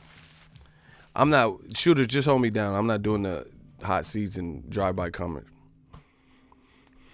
Triple G ain't got nobody on the roster. I don't know one person signed to Triple G promotion except for maybe himself, you know?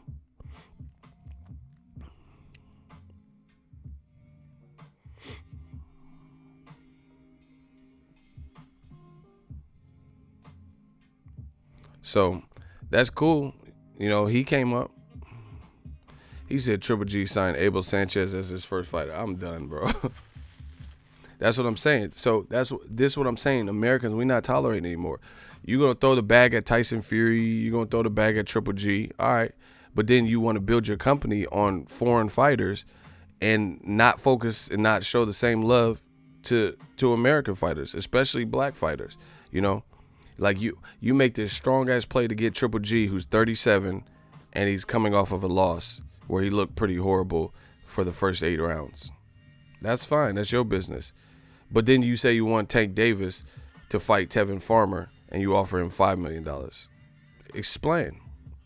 Like I said, if you were able to land a star like Gervonta Tank Davis, that does more for your app off rip than Triple G coming off a loss. Triple G has no belts. He was never able to realize the undisputed dream that he allegedly had, right? Coming off a loss where he didn't particularly look good. He just showed heart kind of in the last few rounds.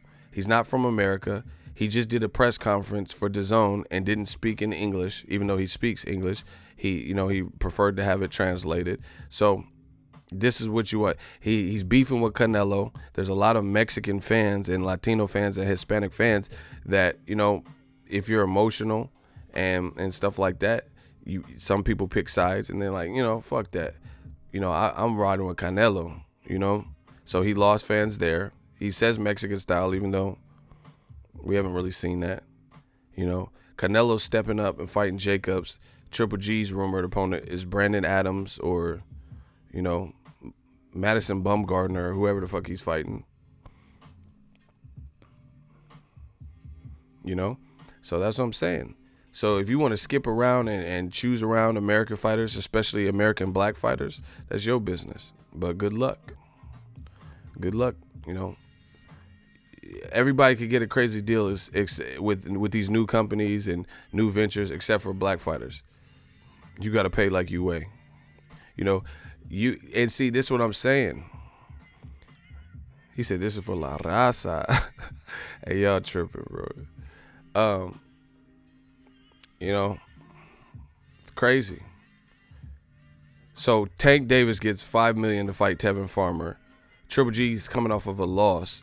And you throw him all the perks and everything you need to get him on there. All right, good luck. You know, and then you raise the price, hoping that is going to attract Americans. All right, ESPN, you know, 108 million pounds or whatever. Tyson Fury nearly got knocked down twice. You throw him a crazy bag, but then you want Wilder to fight on your app, you know, and then he didn't take your deal. So obviously it wasn't, you know, the deal that he couldn't pass up like Tyson Fury. So that's what I'm saying. These companies going to find out. New media, I promise you that. You know, it's just like, you know, people are standing up. People are standing up for what it is and what it is. You wonder why Al Heyman fighters aren't going over to DAZN. Obviously, they like their situation. There's a reason they're being loyalty. Maybe it's the advice that Al Heyman's giving them. Maybe it's the pay they're getting. You know, we don't know about all the perks, and I don't know. Something, because they stand.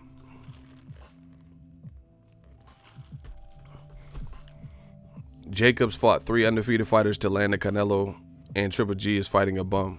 See, another thing, he actually fought 4 because Golovkin's undefeated when Jacobs fought him. So that's Golovkin, Luis Cuba Arias, Mad Zaleski, and then he fought Sergey Derenchenko. So he fought 4 undefeated fighters in a row just to get Canelo. Meanwhile, they're talking about Triple G could fight the contender winner, which he should have just went on the contender if he wanted to fight the winner. He should have just went on the show. You know, or Kamil Zmeda, you know. So,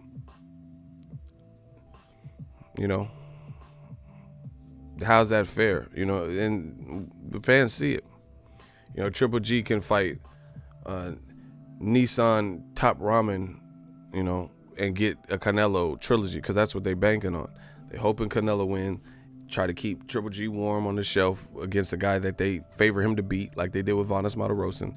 in a hope to build the Canelo fight. And here's a reality check. Canelo versus Triple G, from a lot of people I've talked to, and definitely including myself, it's not as big as you think. You know, people seen what they needed to see in the first 24 rounds of the fight on HBO. You know, so they banking on that being like, you know, this is going to be crazy. If they sign new media members, offer packages for fights for subscribers. Gotta stand up for the queens in the army. Most def, man. We just working. That's what I'm saying. That, like, it is what it is. There's no getting around it anymore. And people try to say, Wilder even said, people try to insult his intelligence. He told you. See, look, he said, CVP Jr. said, yeah, I'm not even tripping off a third fight, Canelo Triple G. That's what I'm saying. Like, I'm not saying people wouldn't watch, no one would watch it, but it's not as big as they're making it out. It's not like Manny Pacquiao and Juan Manuel Marquez, like, where it's just like the fourth fight does crazy better. And if you look at it from a numbers perspective, the first fight did better. It did a bigger live gate, and it did a bigger viewership number on HBO. So it's actually trending down. See, that's what I'm saying. I don't understand who's pulling some of the strings.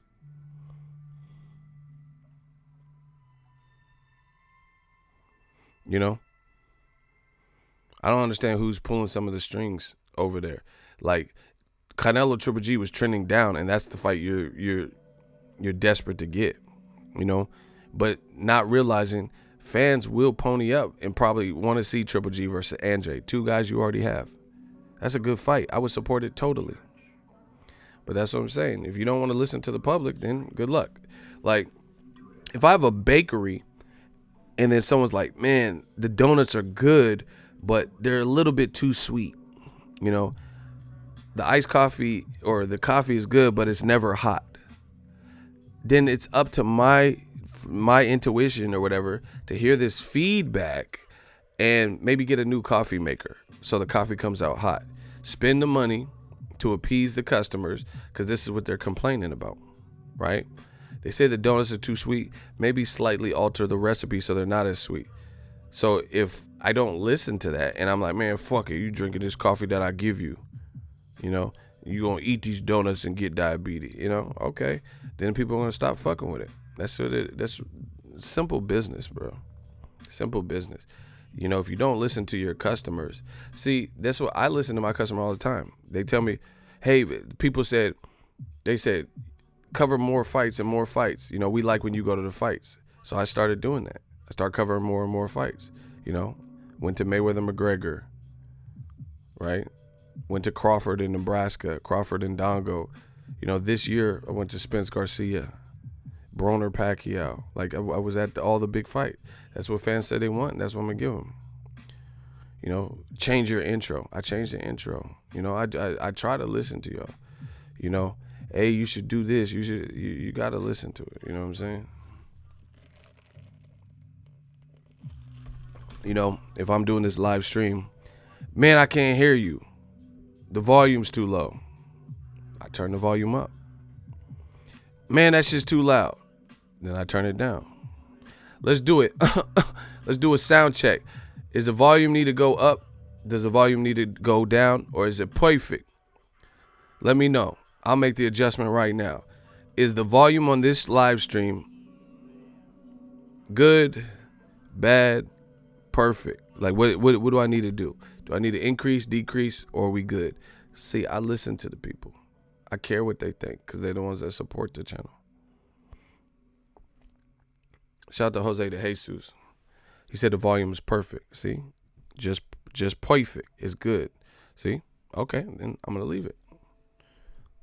That's the thing. You don't have to mess up the formula. The fans are telling you what they want. See, DAZN just raised their price to $20, and we asking for certain things as matchups. So you have to pull the strings to get it. You gave Triple G all this money. I want to see Triple G versus Andre. That should be his next fight. Not Camille Ceswa or whatever, Brandon Adams. That's who you should fight. Then that's like a baby tournament that you have guaranteed buys. Because if you want to match the winner of Canelo Jacobs with Triple G, then put Triple G in there with Andre. That would do well, because that's a 4-man tournament at that point with the best of the best, and you happen to have all of them. But if you want to keep Triple G, and put him in whatever fight and a tune-up, and see, Triple G don't have the luxury. This is what I'm saying, bro. Old media, that shit is a dub. He don't have the luxury of not fighting tough competition, because let him tell it, he beat the shit out of Canelo. He got robbed. So if that's what you really feel, then why you need a tune-up? Just like Tyson Fury. It doesn't make sense. It don't make sense. You beat Wilder 10 rounds to 2, but you fighting Tom Schwarzer. I can't believe that. Triple G said he got robbed versus Canelo, but he doesn't need to fight Andrade. Why? You should be at an all-time high. The only difference, because you beat Canelo twice, the only difference is you don't have the belts. So why not step up and fight like a 4-man tournament? Canelo's fighting Jacobs, Triple G fight Andrade, and then the winners meet. And DAZN could do that, but they're not making him do that. Okay, good luck. And they're not in a position like ESPN. They're not in a position like Fox. They're not in a position like Showtime. Because I'm not saying every Fox show is the best show or biggest show. Every Showtime show is the biggest show. ESPN, ESPN Plus. I'm not saying that. They have matchups that, we didn't want to see either. But the difference is they've been around. They already have subscribers. They're not charging as much as you're charging. So you're in a league, and they have pay-per-view. So for their big fights, they can get and garner extra money, like Bob Arum is telling you, to have the fans pony up, shell out some cash to help justify the event. DAZN is the only one doing it by themselves, doing it their way. We got all the dates. Nobody cares about the dates. We care about the fights. You could have 1,000 dates. I could put on 1,000 shows, but it has to be successful. It has to be fights people want to see. And no one cares about it's quality over quantity. No one cares about the quantity. We care about the quality. So they have to listen to us. I don't know if there's a feedback line or some shit, but I want to see Triple G Android. I will happily give him my money. And you would push people more to the side of paying the $100 up front. That's all I'm saying. If I know I could get Canelo Jacobs, Triple G Andrade, and Anthony Joshua, blah, blah, blah, and then Dillian White's going to fight Ortiz or something, then, okay, now we talking. We getting somewhere, because these are all fights I want to see. So I'm going to be like, man, instead of spending 20 here and 20 here and 20 here, I'm just going to pay for this, because they got this. They got, pretty boy Josh Kelly. He's stepping up and fighting this person. They got this fight. They got Amir Khan, Kell Brook. But that's not the fights that they're having. So I'm not just paying for, in advance without knowing your schedule. And then I just have to settle for Jesse Vargas versus Humberto Soto, a fight that it's not even at a weight class. It's like at a catch weight or something. That's not, to me, it's not a big fight. I would rather see Jesse Vargas fight Kell Brook like they were talking about. Usyk versus Carlos Takam. Okay, maybe that's a rightful heavyweight tune-up. But why'd they mention Luis Ortiz? That's what I'm saying. A lot can change. And please don't schedule it on the week of Wilder versus Brazil. Because how is Usyk, Carlos Takam going to be successful competing with Wilder Brazil? Usyk, I don't know if he speaks much English or does a bunch of interviews in English. This is what I'm saying. This is what they're feeding the public. And not really, again, these aren't like big American fight. Carlos Takam been stopped by Povetkin, Joshua, and Derek Chisora, right? A Russian fighter and two UK fighters. Why do you think Americans want to see a guy from France who got stopped by a Russian fighter, Anthony Joshua, and Derek Chisora versus Usyk, a guy from the Ukraine? Usyk's a beast. But you look at the matchup, out of all those Takam fights, out of all of his fights, people probably maybe seen the Joshua fight because Joshua's a big star. You get what I'm saying? So people might not be familiar with Takam. They might not be familiar with the name. I know because I know boxing. They might not have watched the Derek Chisora fight, but he lost that one anyway. They might not have seen the Povetkin, so they don't even know who he is. Maybe the best chance is, like, if you're a mediocre, not a hardcore fan, but a mediocre fan, the Joshua Takam fight is probably the one you've seen. Is he from Cameroon? I thought he's from Paris or some shit. Maybe he lived there or something. I don't know. Whatever. It doesn't matter. Bottom line is, like, how's that the fight that Americans have been clamoring for? You're not putting Usyk in there with like Andrew Tabiti. I know he's in the World Boxing Super Series, but that's what I'm saying. They got to start giving Americans, like, or people who have been established in America, some shine. You can't just have an American platform with all domestic fights or majority domestic fights. That's why Canelo Jacobs, guess what?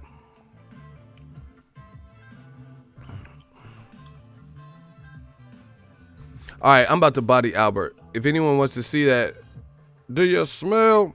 If anyone wants to see me block Albert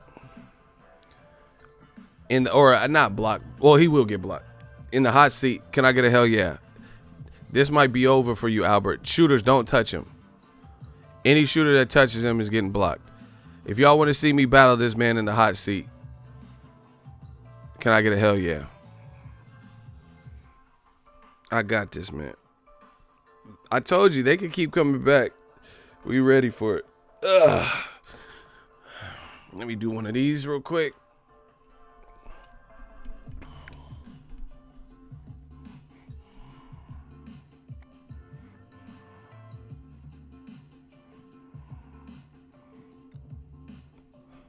He said, oh shit.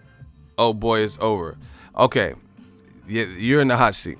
Albert Andrew says, you are always focusing on the United States point of view. Come on. DAZN is global. Okay, so where's their major boxing market? Who are they pitching to? What's the global market that they're pitching DAZN to? That's my first question to you. This boy about to get cooked. How y'all like it? Y'all like gluten-free? Okay, I'm gonna serve them to you gluten-free. You said, I'm from Spain and I can't have PBC. Strike one. That's what's up. You said they're global. So what markets do they dominate for boxing? What are they pitching to? Like, what is the market they're trying to capture? You tell me you from Spain and graduated and stuff. That don't have nothing to do with it. So what global markets are they looking to conquer? Like you said. That's all you have to answer. This is what you said. This is not what I said. This is what you said. He said easy work. Ronald Finkley watching you, see? What global market are they looking to secure that you said? So what region? What region of the world? You said I keep focusing on. Okay, Spain, Italy, Germany, Brazil, Canada, France. Okay. So name their biggest. So hold on. Let me look at the population for Spain. See, now you fucked up, bro. I wait for you guys. Spain population. Okay. Spain population is 46.53 million. The U.S. so 46 and change. The U.S. population is 327 million. Quite a jump. So you're saying they're focused on Spain. So what Spanish boxers do they have that are doing it? You said they're global. So name a fighter from Spain from boxing that's on top of his game and he has worldwide fame. I told you, we gonna get to the bottom of this.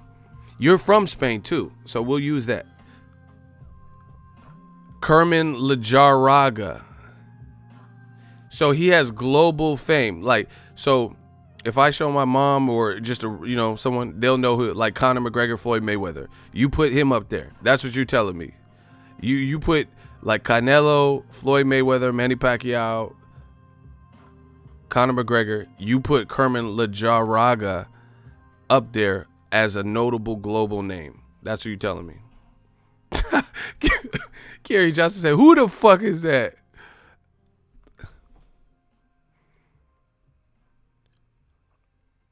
So he's a global name. That's what you're telling me. So you said these are the regions DAZN is focused on. So the biggest fighter that you could name is Kerman Lajaraga, who beat David Avanesian after Lamont Peterson had already beaten him. You know, I know my boxing, bro. I know who Kerman Lajar-Raga is, but he's not no big worldwide name. 8,000 seats in Spain. Who he beat? I'm Roger Mayweather. You can't fuck with the Black Mamba. I'm the Black Mamba. Who he beat? Motherfucker ain't beat nobody. Okay, then. This motherfucker said 8,000 seats. We talking about two different. Tevin Farmer, they did like 5,000 seats roughly. You know, a little bit under. What is 8,000 seats again that nobody's seen in America or other regions? Who was the opponent? Nah, he getting blocked after this work. Nah, fuck that. So what's his big fight? Name his biggest fight. Bradley Skeet, Super Skeet. Okay, so his biggest fight was someone that got stopped. Bradley Super Skeet and Frankie Gavin, who Kell Brooks stopped. And Leonard Bundu beat. Hey, bro. And you said that's their focus. You said DAZN Italy. So who's the biggest Italian star? Like worldwide star in boxing? Paulie Malignaggi. Now he's saying, so what? Hey, you getting dog, bro. Canelo. See, listen, I'm going to just tell y'all the fights. I'm just going to relate it to a fight.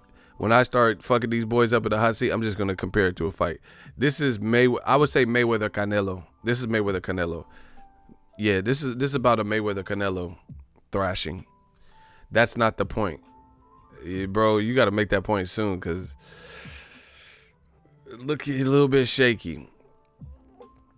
So why hasn't Kerman Lajar-Raga got a deal like Canelo? Got a deal like Triple G?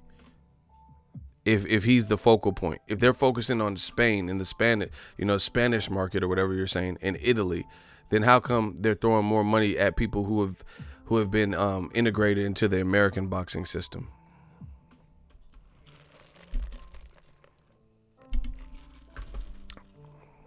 I know you can't keep up, but try. He's with Lou DiBella. Okay, well, I don't care if he's with Lou Ferrigno. What the fuck is that got to do with me, bro? Oh my God, I don't want to look small. You know, he could be with the Incredible Hulk, Lou Ferrigno. What's that got to do with me? Hey, bro, it's almost that time. So hard to say goodbye, bro. It's looking over for you, bro. You know they're trying to capture the American market. You bringing up Canada. Who's the biggest Canadian boxer right now? Pascal, who just lost to Dimitri Bivol. You know, we want to wish a speedy recovery to Adonis Stevenson. He's not with DAZN anyway, right? Lucien Boutte just announced his retirement. So who's the biggest Canadian boxer? David Lemieux, who put himself in the hospital because he couldn't make weight. Well, who's the big Canadian boxer? Nah, wait. Y'all got to wait. Who's the biggest Canadian boxer right now? Pascal just lost to Bivol. I just went through it. Pascal lost to Bivol. Lemieux's fight got canceled on a major Canelo fielding card because he couldn't make weight and he got dehydrated, got put in the hospital. Lucien Boutte just retired. Lennox Lewis is announcing on PBC, not DAZN. I mean, what else you got?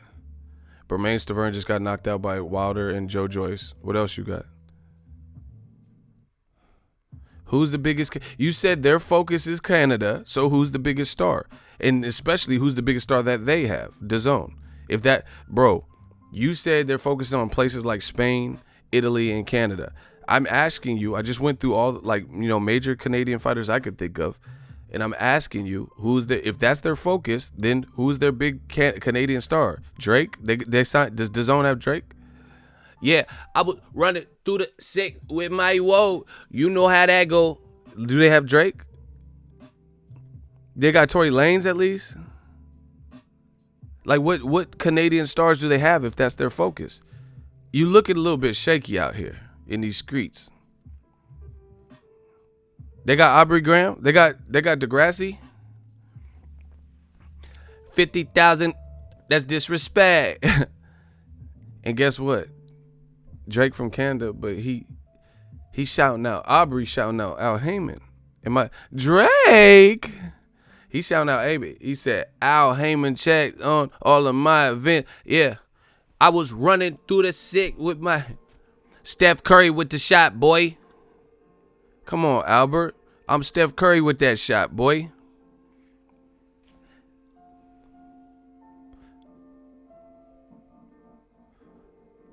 Last name ever, first name greatest. Like a sprained ankle, boy, I ain't nothing to play with.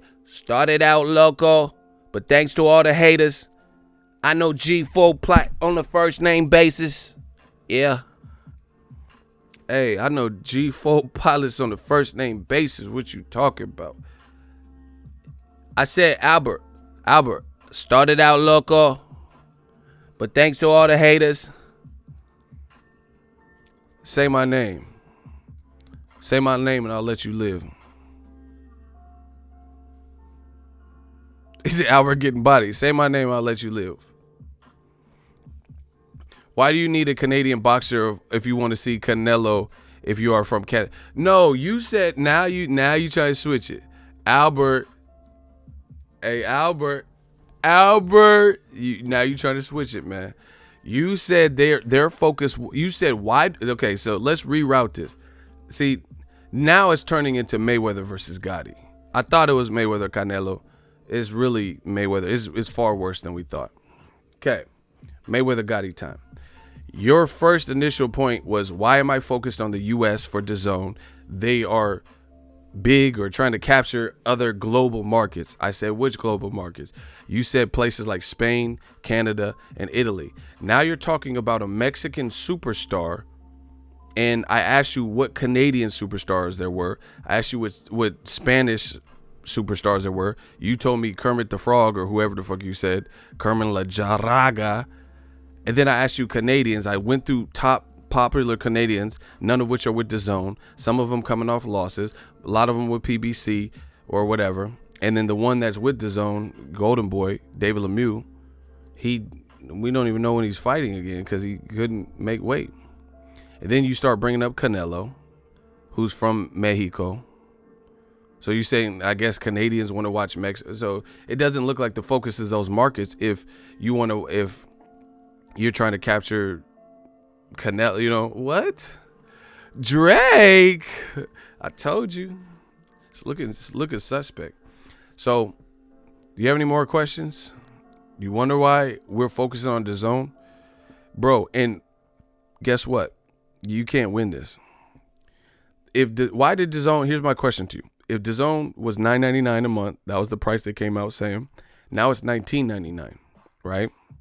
Why did they raise the price if Spain, Italy, Canada, and these other markets that you were talking about were fruitful and plentiful and holding them down and sustaining what they got going on? What would be the point to raise the price? And guess what? See, I know more than you. In Canada, they were already paying the $19.99. So they just raised the price in America. So you wonder why oh my gosh. See, some of y'all didn't know that. I know my shit, bro. No, Albert, you going down. Get to the chopper. You going down. So Canada was already paying the higher price. Americans weren't. Americans were paying $9.99. So why would you wonder why I'm talking about America and the US, but they raised the price in the US versus Canada. They were already paying $19.99. Ask them. They're already paying more than $9.99.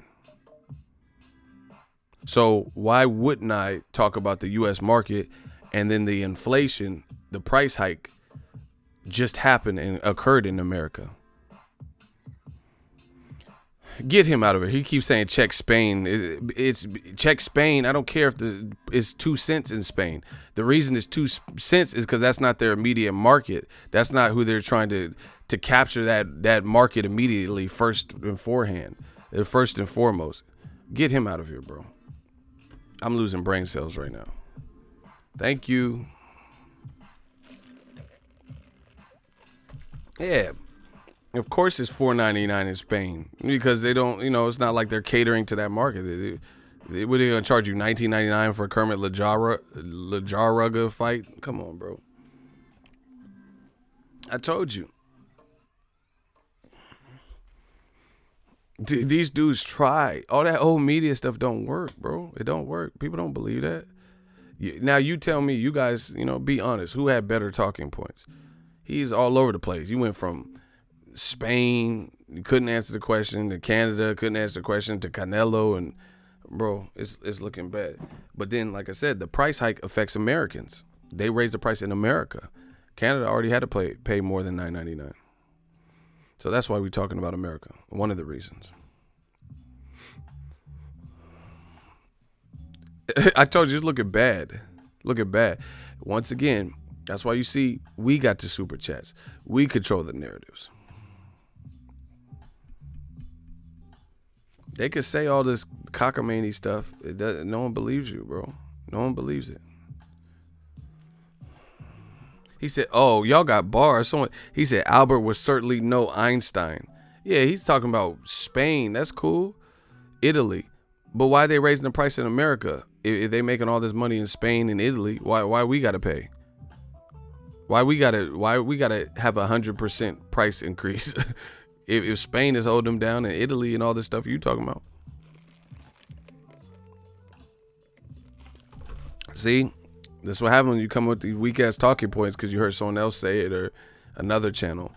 Oh yeah, but they're global. Okay, then they're so global? Why'd they raise the price then? Simple mathematicas. Simple arithmetic. Why Americans got to pay? Because they global. When they said the price was something else that is not. Bro, come on, bro.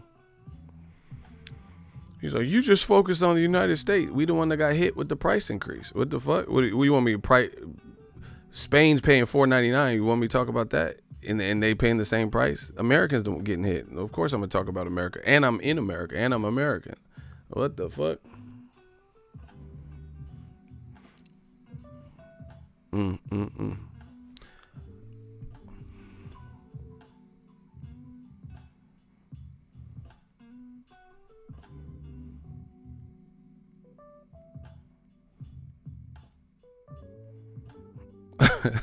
Mario said, yo, I had to get my daughter from daycare. I was gone for 2 minutes. What I missed? You just meant a nincompoop trying to go against the grain and say all types of weird stuff. You guys got to catch the replay on that one. That was funny. Another day in paradise. I told you, new media, we working. They not going to outwork me. If you got better points, that's fine. Let's hear them. I'm waiting for them to try to baptize my talking points. And again, this is what y'all getting a false sense of confidence. I said this already. Eddie Hearns, he's doing IFL interviews. You should be working on the profile of your fighters and your profile and strengthening and trying to, bring that up a notch. In America, you doing interviews with not every, I don't know. I don't have no issue with what's the name, IFL. But the thing is, not every American necessarily goes to that channel. So what about the American channels? They're not doing an hour-long interview with me, Ellie, So it might not, your message not, YouTube, you have to understand the YouTube algorithm. YouTube algorithm is machine learning. It's, artificial intelligence. So it tries its best to populate things that it thinks you want to watch. So if you live in the UK and you're watching videos about Dave Allen and Anthony Yard and bunch, then it's going to offer more UK videos. So naturally, it's going to try to keep you in this. I'm not saying it's only going to offer you UK videos, but it's going to offer you a lot. So doing these interviews, that don't mean everyone's going to see it, and a lot of people that do see it might be from the UK. But like I said, the UK can't save Eddie Hearns here because they're trying to, he can tell, the UK can believe everything that Eddie Hearns says. It doesn't matter if the other marketplace, the US that you're trying to break into, this is why we keep talking this US thing, because that's the market you're trying to break into. So the thing is, instead of doing 1.5 hour interviews with a UK media, you should be trying to convince American media. But that's a comfort zone. It's a comfort zone. You staying with people you don't even need to convince anymore because they got your back or whatever. That's not a. I don't see how that's gonna work. I don't see how that's gonna work. The people you need to convince is Americans. You got to convince Americans to buy DAZN. You got to convince Americans that Wilder's ducking, and that's what they've not been doing a successful job at. The UK, yeah, maybe they say, oh, Wilder's stupid for not taking 100 mil and this and that, whoom, whoom, whoom. But you got to convince the Americans of this. Like, okay, this is simple business stuff. Like this, it's like I'm not even like. Y'all got me looking like the Holy Trinity and Apostle just off of simple shit, bro. It's funny. It's really funny. Like, okay. Let's say I live in New York, right? I'm from New York. You know I'll be out there with them Cali. No, I'm from New York. And in New York, Timbs are popping. You know, Timbs boots. Timberland, right? That's a fashionable thing, at least in urban culture in New York. You know, a lot of people wear Timbs. Timbs, that's the style out there. That's stylish. They have certain weather. So those boots, you know, you got, if it's snow on the ground, you know, they got better traction. Whoom, whoom, whoom. If I'm from New York, I don't have to try hard to convince people to wear Timbs because it's already a thing out there. It's already fashionable. But if you come out to LA, it's different because we got palm trees, bad bitches, and weed and different stuff. It's a different, weather's totally different in LA primarily, you know, just ongoing, you know, month to month from what's going on in New York. So you don't have to convince people in New York to wear Timbs because it's already fashionable. However, if I move from New York and I'm a Timbs distributor, and I moved to LA, I would have to convince LA natives, Californians, to want to wear Timbs. That's a simple bit. So even though the weather is different in Cali, I got to make that hot. I got to make that fashionable. Some people might buy it, but some people might not get it. Like, man, we wear Chucks. We wearing Chucks out here. You know, we got skate shoes. We wearing different shit out here. That's what happens when you try to break through to a different demographic in a different market. So you might not have to try hard to sell Timbs in New York, but if you come out to LA, it's a different culture. You know, we got gangs, weed, and palm trees, and sunny days and stuff like that. Swap meets, you know, Slauson and stuff. It's different. So now you might have to use some elbow grease. Now you got to try harder. Now you got to double up because you have to convince that new marketplace. This is simple business, you know. Shout out to Zoe. Let's go. Everybody wish him a happy birthday. I seen you. Shout out to Zoe. Say happy birthday. We need some cakes, some present emojis. Show the man some love for his birthday, yo. You know, I know people from New York that eat the pizza and then they come out to Cali and a pizza spot we like in Cali, they be like, yo, what the fuck was that? Shit was garbage, yo.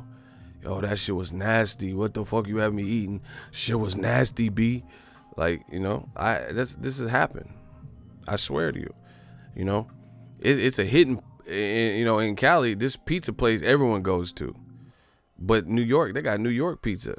It's made different. They like there's little different things like New York. Their water, they got different water in New York.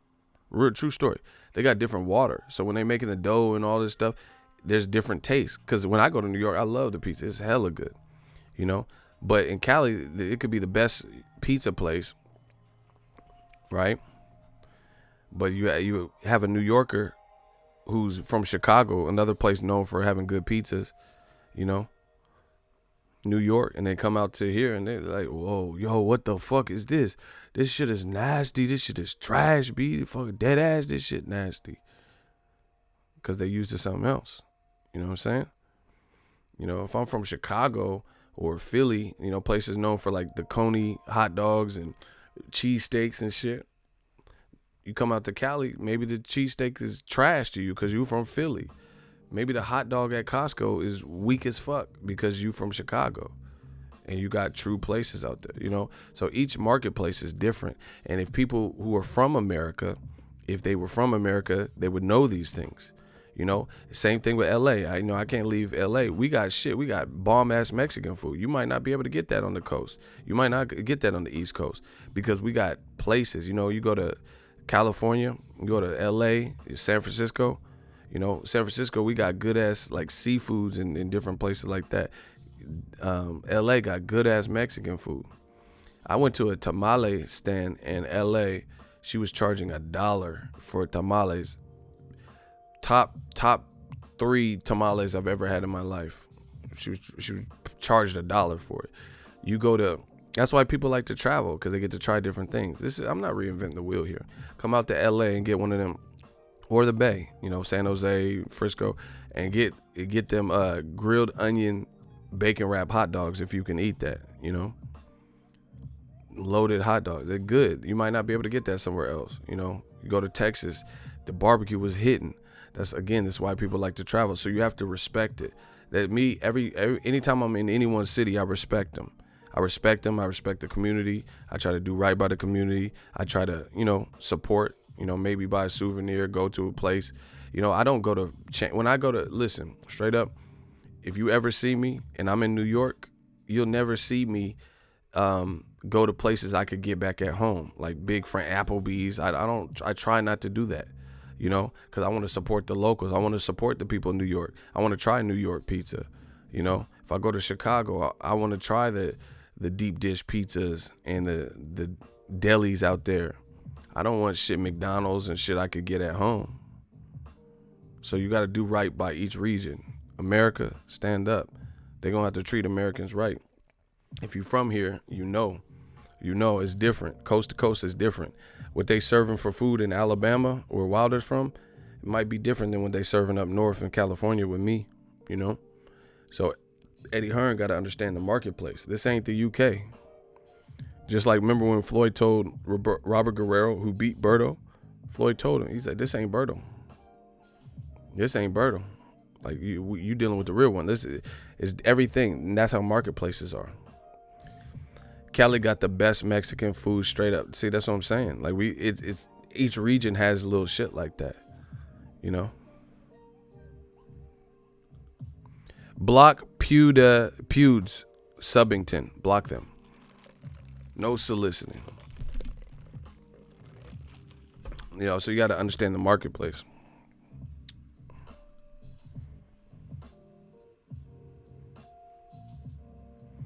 You know, you have to understand the marketplace. So that's the same thing. That's my thing with DAZN. They have to start appealing to the marketplace in which they're trying to conquer.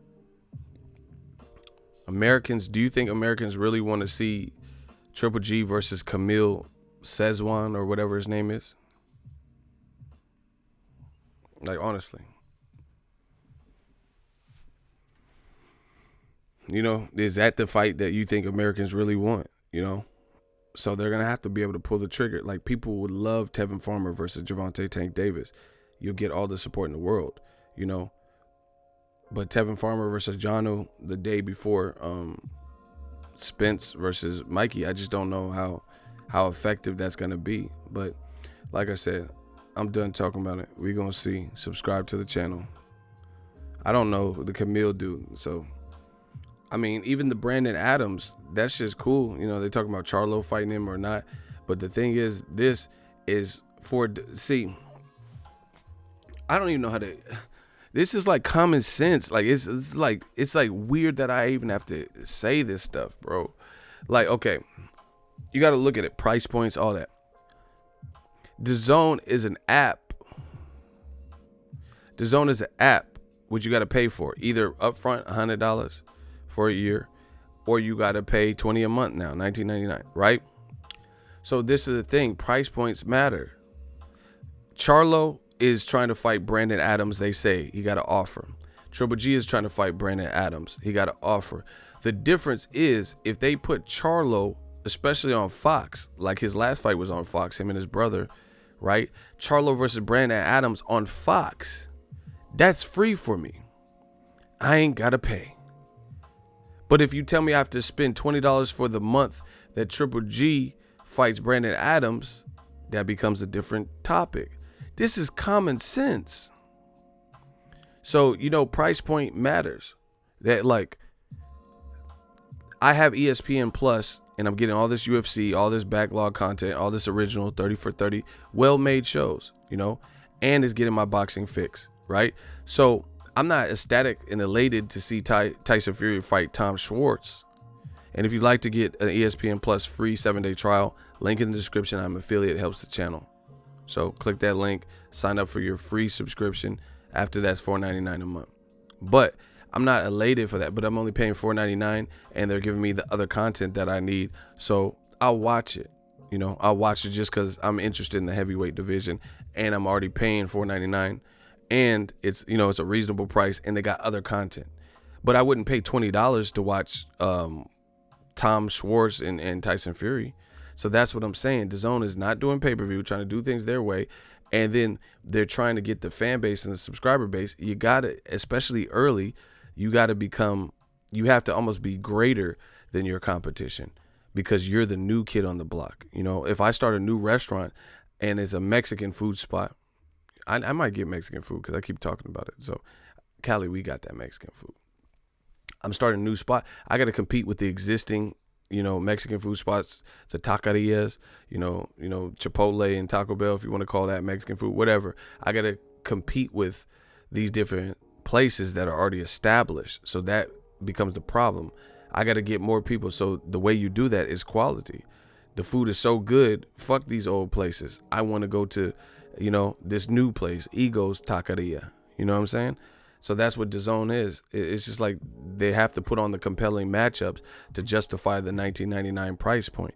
Again, if Charlo is fighting Brandon Adams, I'm not saying that's the biggest fight possible he could have ever fought, but it becomes more justifiable being on Fox or even Showtime because of the price point is cheaper. Fox is free, so it's a better setup versus I have to go out of my way to pay $19.99 to possibly see Triple G versus Brandon Adams.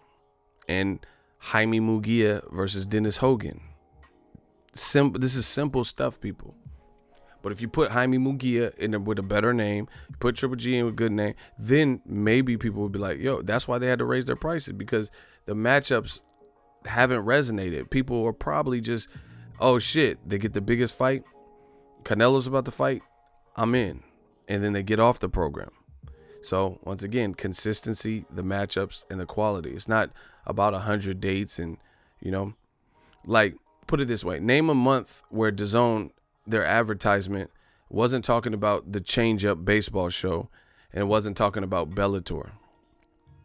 The whole promotion was just like, sign up for DAZN now for April and get this. They're not in a position where they can do that. They got to tell you about the MLB. These are different sports. Bellator is something different. I know people who watch boxing, they don't watch Bellator, vice versa, but they got to tell you because that's their calendar. They got to say, oh, watch the new MLB show, Jaime Munguia versus Dennis Hogan, but Bellator, 606. They have to tell you that. Fox, on their boxing programming, they can tell you about the next Fox events that are coming up because they have more of them. They could say, Leo Santa Cruz, blah, blah, blah. We also have Sergey Lipinets versus Lamont Peterson. Upcoming is Errol Spence versus Mikey Garcia, Fox pay-per-view. We have Danny Garcia versus Adrian Granados. They can promote, on Fox Boxing, they can promote Fox Boxing. DAZN, they got to promote stuff that has nothing to do with boxing on the boxing content to try to fill it up. It's different.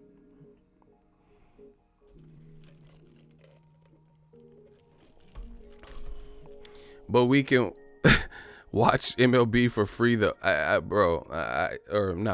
Maya. I don't know. It's not. They don't. This is the thing. I thought they had MLB. They have an MLB show.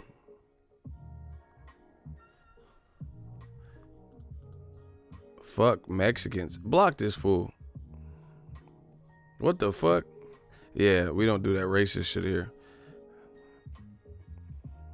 Dummies.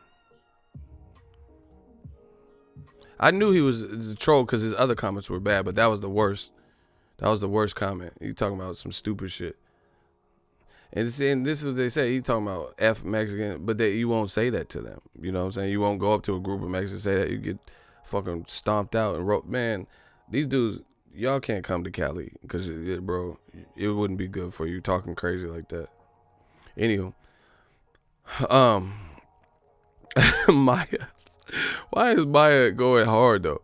Why would I watch the MLB show when I?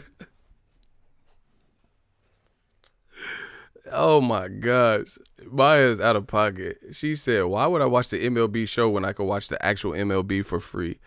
Bro, I don't know, bro. Like, I don't know. That's what I'm saying. Like, this doesn't even make sense. Like, in the zone, they was crying in there. Like, I told you I was gonna, before the price hike, I was just gonna get the zone and support the fights that I wanted. Like, you know, that's what they said. Like, pick and choose. Then they introduced the price hike, so you know, I don't know what's happening.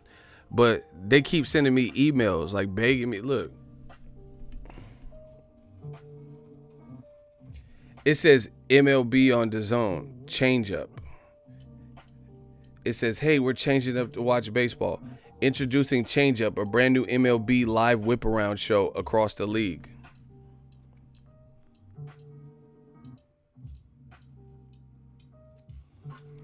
Look.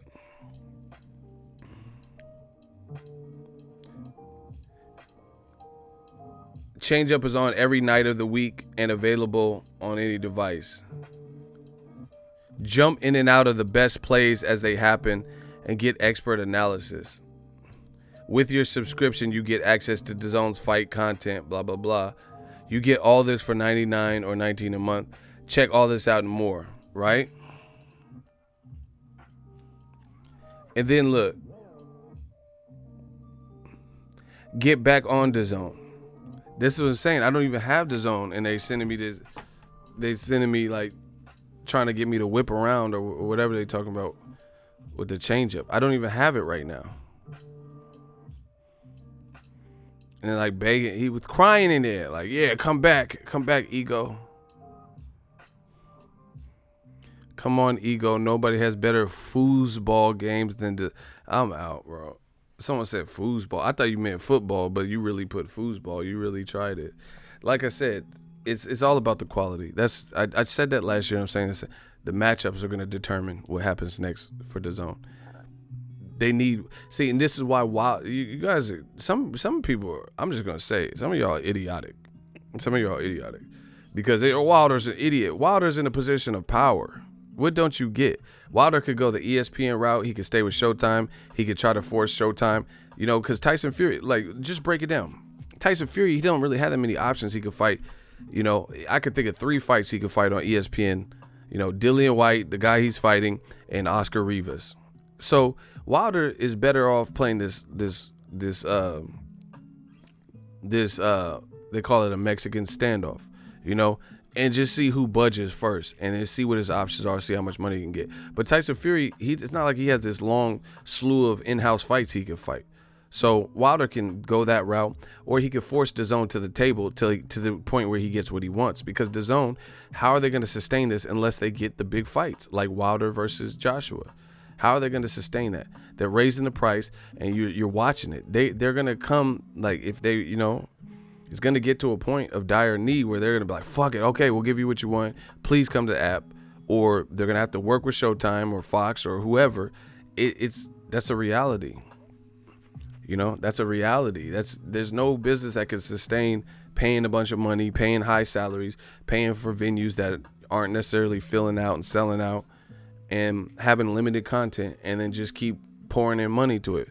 There's no business. I know there's nice ass clubs and like out here in Sacramento and stuff that closed down. They were nice because they obviously couldn't justify the cost, you know, paying for alcohol license, paying bartenders, hourly wages, nice ass TV, electricity, lights, with the amount of client, and the place looked popping, but like I said, you don't know what it took to run that. You know, you don't know what it took to run the. So it's always cost versus profit and shit. How much is this costing you versus how much you're profiting for it? So Wilder made the right decision because he can just hold out to the point where he forces someone's hand. You know, like for me, if I'm a billionaire, I would have tried to reach out to get content outside of just sports probably. Unless you could get the license for Netflix. I mean, not Netflix, NFL. Maybe that was the game plan. Maybe they thought it would be easy to pick up the NFL and stuff like that. But like if you had like DAZN original movies that people were checking for, like good shows, like Netflix has Narcos. If they did stuff like that, then yeah, that could work because you have to go to DAZN to watch Narcos. You know, Dave Chappelle has a couple comedy, you know, Netflix paid Dave Chappelle good money to do like 4 comedy specials or whatever. So if you want to watch that comedy special, you know, unless it's bootleg or something, the only way you can get it is Netflix, you know. So that's what DAZN, you know, they have to do stuff like that, like where like become a one, like I don't like Walmart per se, but I go there because they have effective low prices. There is one store that has everything I need, you know. That's just the reality of it.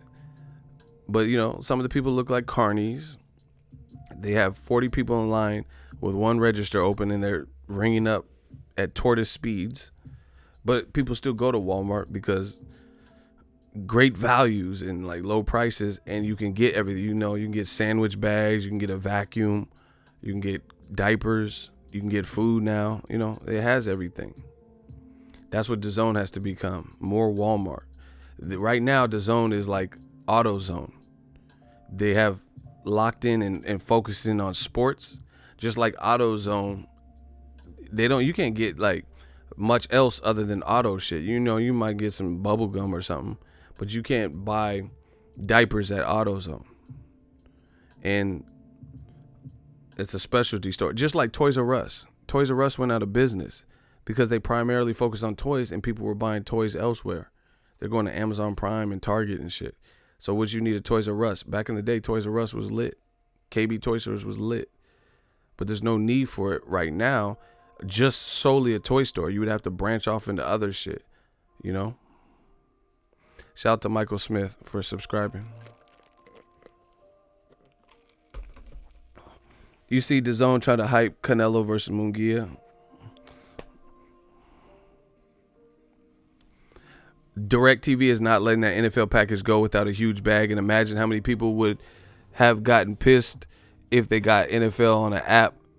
And what about the sports bar? That's what I'm saying. It just seems like they got some business model flaws that have to be patched up, period. And we're seeing it more and more. That's why the price increase. They got to figure this stuff out. Okay, Mirror's out of pocket. He said Lucha Libre has better fights than this man said Rey Mysterio. Eddie Guerrero got more fights. Y'all going crazy. Y'all going crazy in the comment section. This is the stuff. These are the hurdles of new businesses that DAZN got to figure out. Point blank, period. New media, new media, new media. You know, you can get mad at me, say I'm hating or whatever, but I said a lot of this last year. I'm saying it, and we're seeing it. This is an early warning sign, you know, that things need to change based on a price hike. You don't typically see price hike unless something is just so great of a commodity and like it's selling like hotcakes, and you have to raise the price to, you know, to keep it in stock. But that doesn't look like to be the case with DAZN. It doesn't look like they're selling so many subscriptions they have to raise the price. It looks like they weren't getting enough, so they had to raise the price. Bob Arum told you, I told you, I don't know what else you want. And then, like I said, if you have Eddie Hearns, who's all in the video, and he wants to be this antagonist and antagonize Americans, all the while he's not getting the popular vote from Americans, that's a recipe for disaster. It's a recipe for disaster, because you have to do right by the people. Instead of taunting Americans, instead of making fun of our American champion, you should be trying to mend the bridge to pull him over to your side. You know, instead of debating with Bob Arum and saying fuck you Arum on the interview, instead of saying Al Heyman did this wrong, PBC did this wrong, you're better off having them as allies, because they hold so much of the US market. Working with them would probably benefit what you're doing, right?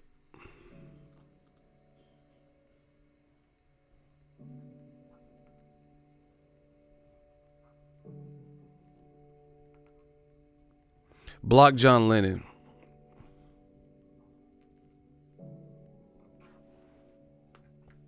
Yeah, we gonna do you. I'm Mark David Chapman. If you John Lennon, yeah, I got you. Get rid of him. Shout out to my dude RTD. Said for boxing, I want everyone to do well. Facts. Yeah, exactly. To be honest, but man, Eddie has me half wanting the matchroom discussion just to hear what he has to say. He will probably still come with some diluted cover up.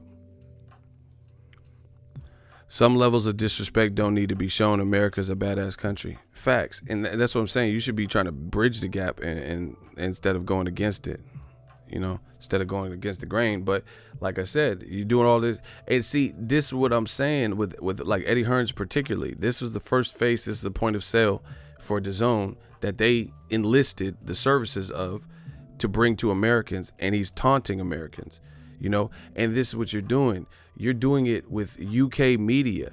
You're going to do an hour and a half interview primarily with these long, UK media. So you're supporting your own and giving them the views and stuff like that and letting them ask the questions, and it's catering to them and their fan base, which happens to be people who can't save you from this situation because you're trying to pitch to a different market. You get what I'm saying? Like, the people you should be trying to convince is Americans. That's the best way to put it. You should be trying to convince Americans of your intentions.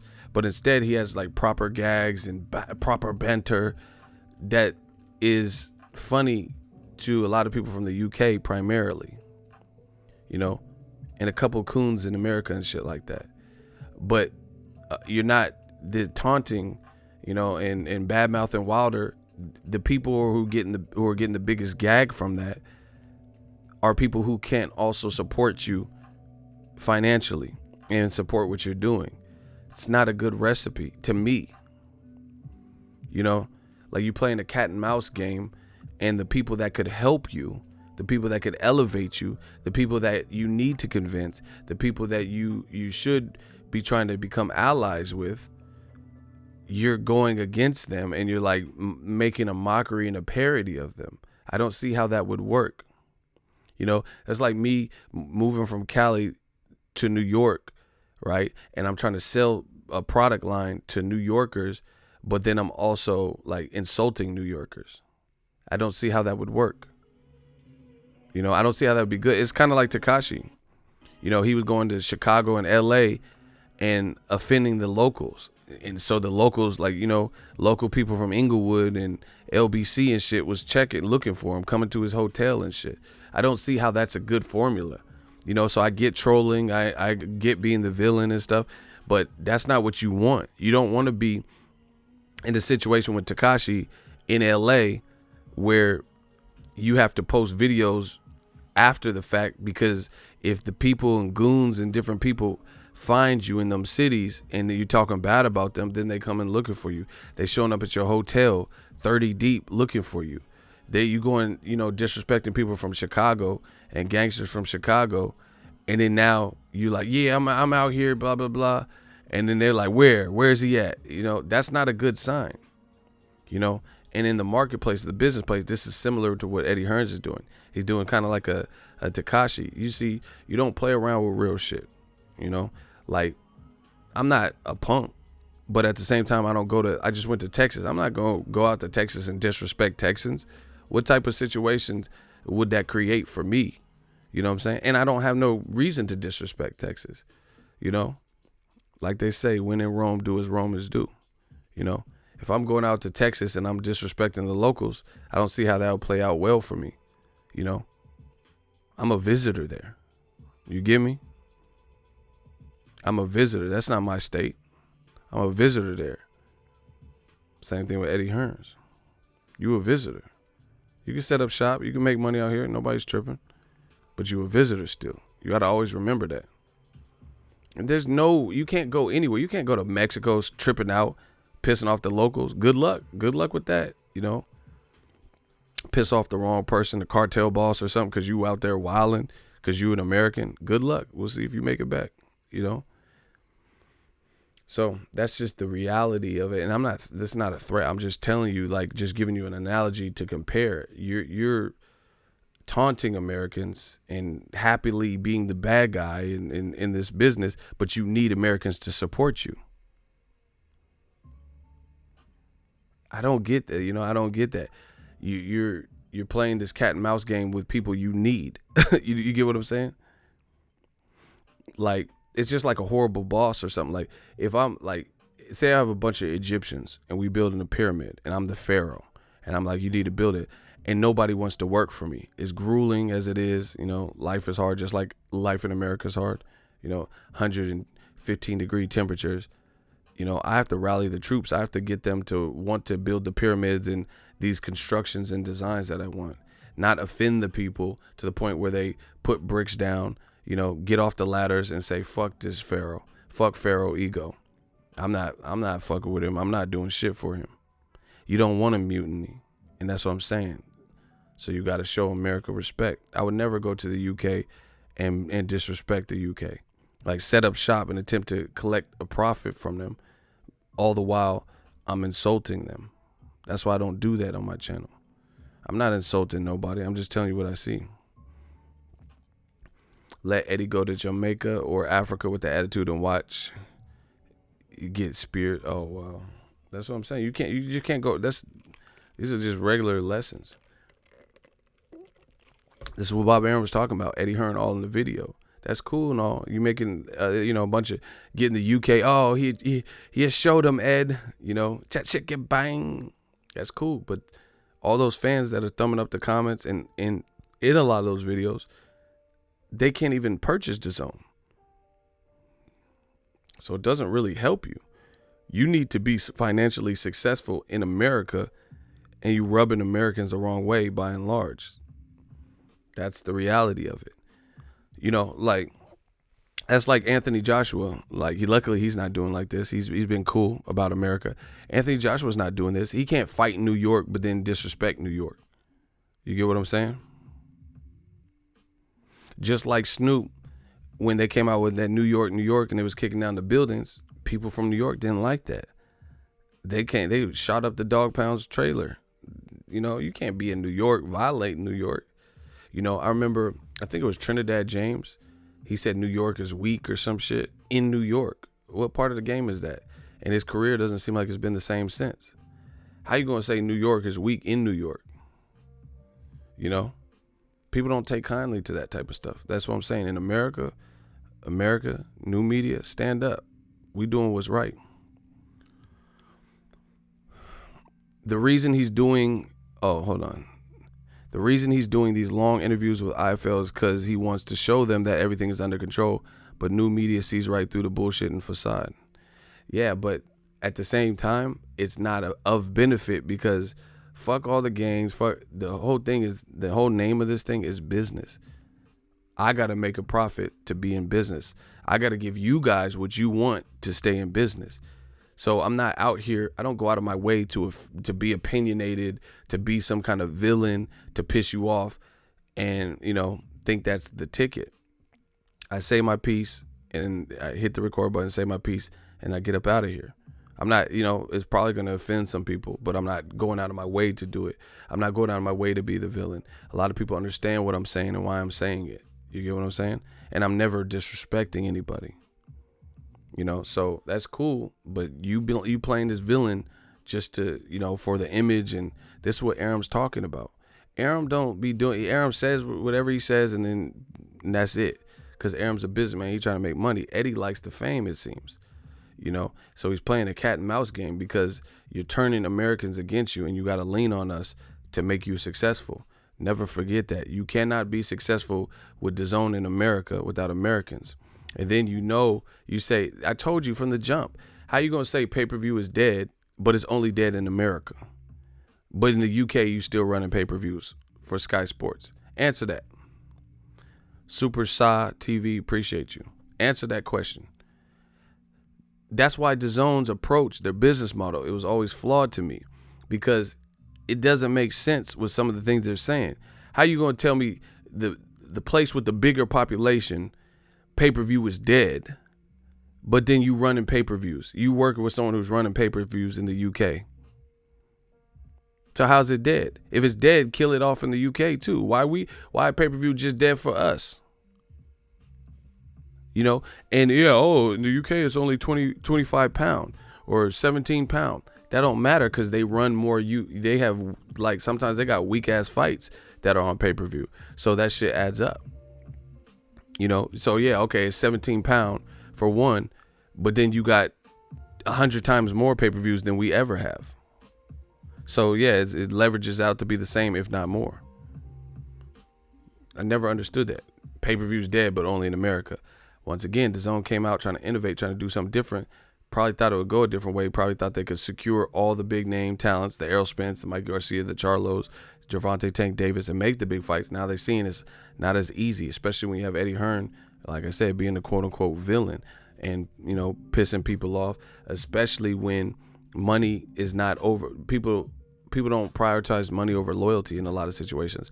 Errol Spence, he got his start with Al Heyman. Al Heyman has always been by his side. Even when when Golden Boy was working with Al Heyman and then they patched off, Errol Spence and all them other Abner Matas, Leo Santa Cruz, they stayed with Al Heyman. That showed you a loyalty. So obviously they like what he's doing. It's not going to be easy to just pull them away. You pulled away a couple people like Jesse Vargas and stuff. That's cool. Danny Jacobs, but you're not going to pull away everybody in that. You can't just fling a lot of money, People don't, I like money too. I'm not going to sell my soul for it, I don't really care about money. But what I'm saying is I'd rather be well off to the point where I can pay my bills and stuff, but I'm not going to just do anything, I'm not going to be a gigolo because I need money. I'm not just going to just do whatever.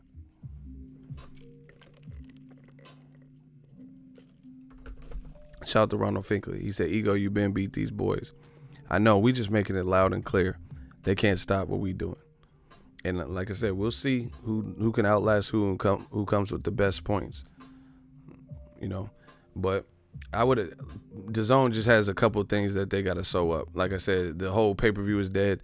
You the only one saying that. UFC's not saying it. Top Rank ain't saying it. And PBC ain't saying it. So you already coming in as the underdog. You already coming in going against the grain. DAZN trying to take over America with these loopholes and Eddie Hearn doing this thing, screaming pay-per-view's dead, but you going against the grain. That's like Mikey Garcia versus Errol Spence. Yeah, it's boxing. Maybe he can beat him, but it's not looking likely. It's not looking likely at all. So they have to pull triggers. And like I said, we're not allowing disrespect in America no more. Talking about our American champs and all these double standards. We're not allowing that. It's been the case, but I'm making my pledge. I'm not allowing it on my channel. I'm not allowing that. I'm not saying Americans are absolved of any kind of wrongdoing. I'm not saying that. If America needs to be criticized, they can be criticized. But other countries, other places have all this immense loyalty no matter what they do.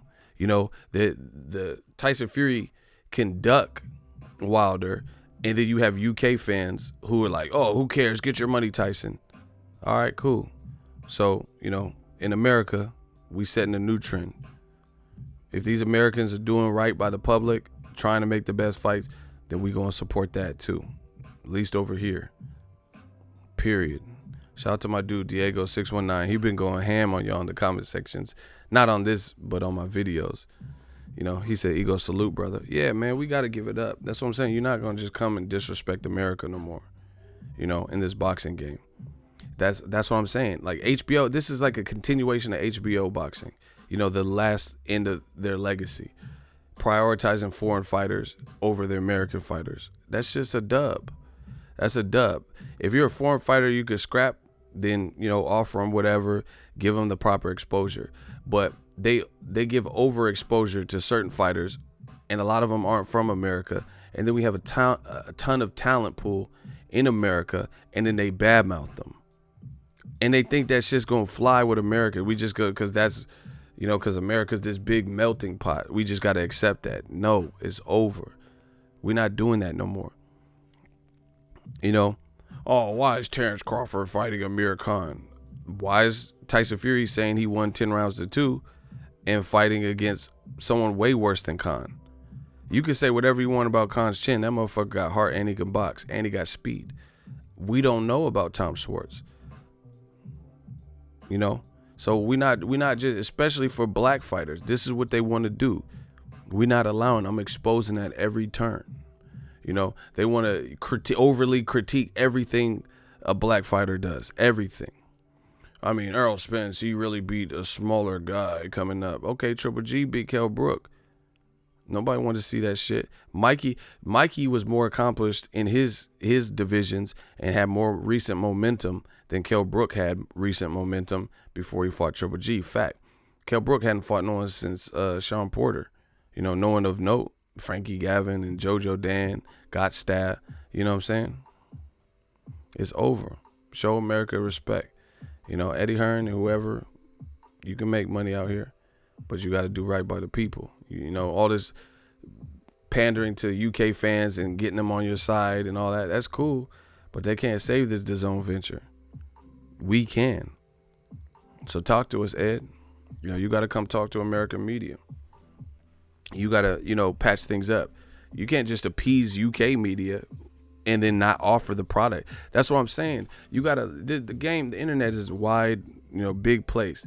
It's insane. It's insane that you have a UK YouTube channel, UK writer, UK fans, and they're telling Americans what a good deal is for something that they can't even get. They never got one American pay-per. I've purchased classic American pay-per-views, all of them. Me or my brother, or I've been pitched in or something. Roy Jones fights, Juan Manuel Marquez fights, Pacquiao fights, all these American, Sergio Martinez versus Julio Cesar Chavez, all of Floyd's fights, Cotto fights, all these dudes. I paid my way into it. How can someone who can't even have access to DAZN, who can't influence the DAZN US buy rate, tell me what a good deal is? If it's such a good deal, then why are they not offering DAZN in the UK? Let me know. Why is Eddie Hearn working with Sky Sports still? Y'all got to start asking some questions. If pay-per-view is dead, why is it only dead for us? Why is it only dead for Americans? Why didn't they kill it off in the UK too? I'll wait. Let me know. Answer these. These are good questions, in my opinion. So pay-per-view's dead, but only for Americans.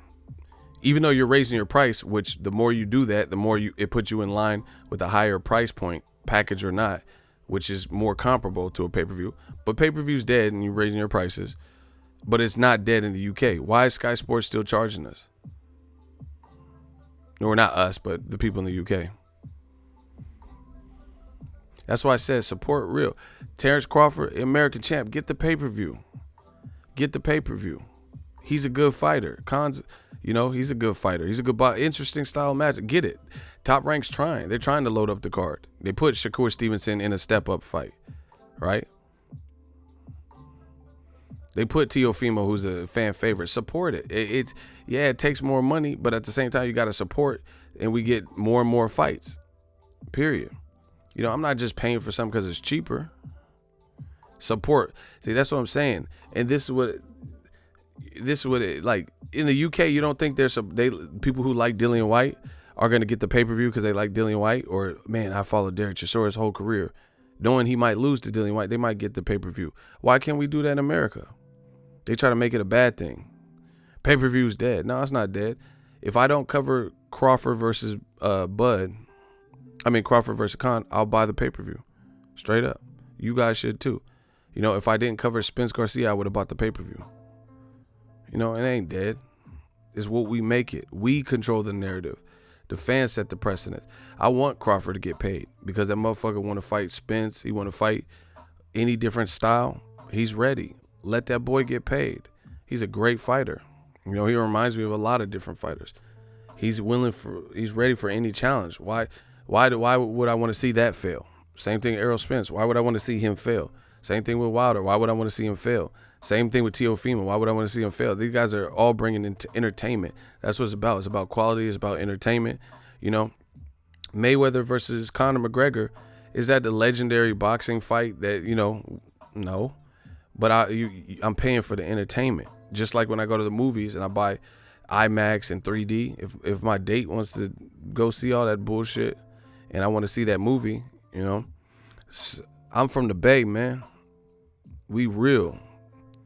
You know, not too far from here in Oakland, they had this little group called the Black Panthers. They from out here. We do things our way. Revolutionary shit. You know, why would I not support? You know, I support any good business. I support black-owned business. You're not going to scare me out of that. You know, I'm not just saying I support some bullshit, but it's not going to be a problem if I do support a black-owned business. Period.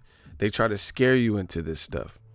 You know, they try to tell you, oh, only these foreign fighters are, you know, the best fighters and, you know, the ones that deserve the crazy purses and paycheck, but then they don't want to cash out. We changing that. We changing all of it.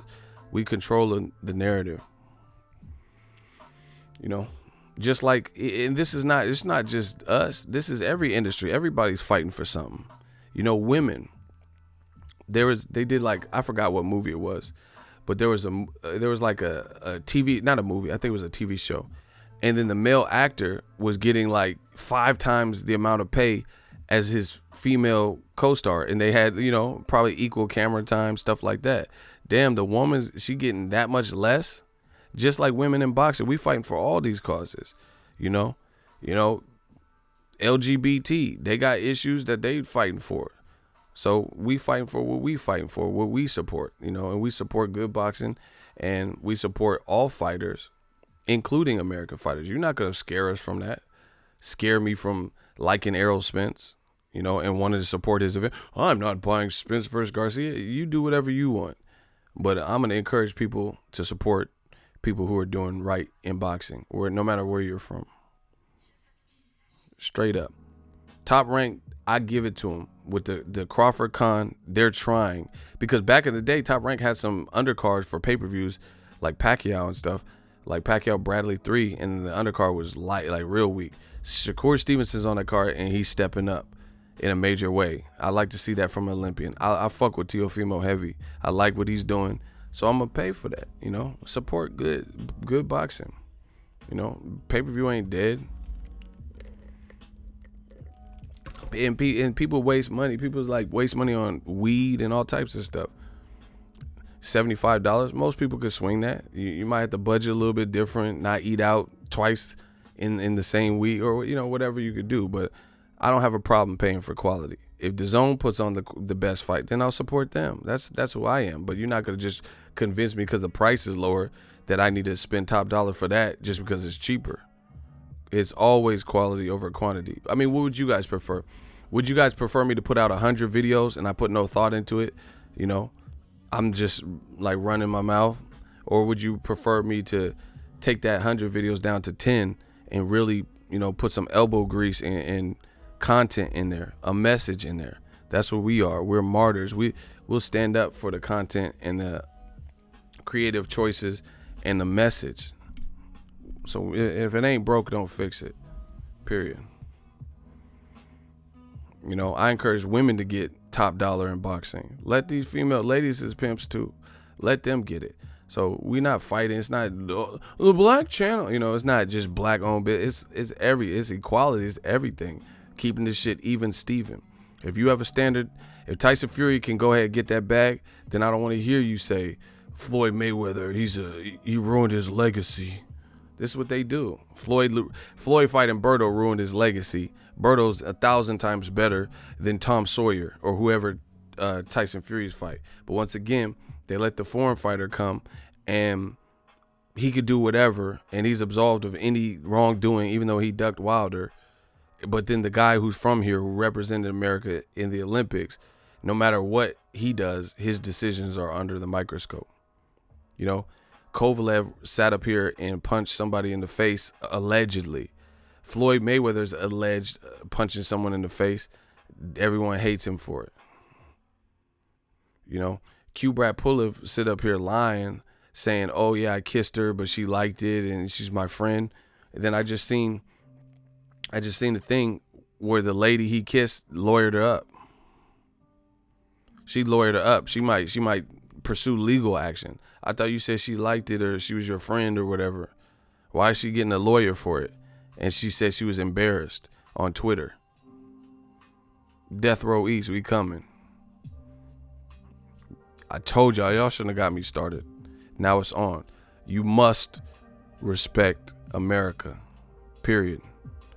America's the Mecca. We got a lot going on here. There's a lot of money. We can all eat. We can all get money. But all roads lead through new media. You know, you can't disrespect American populace and then expect them to fork over cash for whatever. For whatever. You know, the zone right now has a great fighter, an American fighter, in Demetrius Boo Boo Andrade. I followed his career even in the HBO days. Brian Rose, Vanas Matarosen, Willie Nelson, when he was on Showtime, fought Willie Nelson. You know, Jack Kukale. I watched his whole career. Why he got to fight Maj Selesky? Why can't he get a Triple G fight to show me what he's about? So I can give him all the props in the world if he has a phenomenal performance. And if he lost, I'll be like, okay, I give him credit like Mikey Garcia just for taking the opportunity. But DAZN, you know, they want to put him, you want to put Triple G in there with the Kool-Aid Man and shit. Oh yeah. I don't want to see that. So, you know, you got to start showing love to America. There's a lot of great American fighters. We just want an equal cut.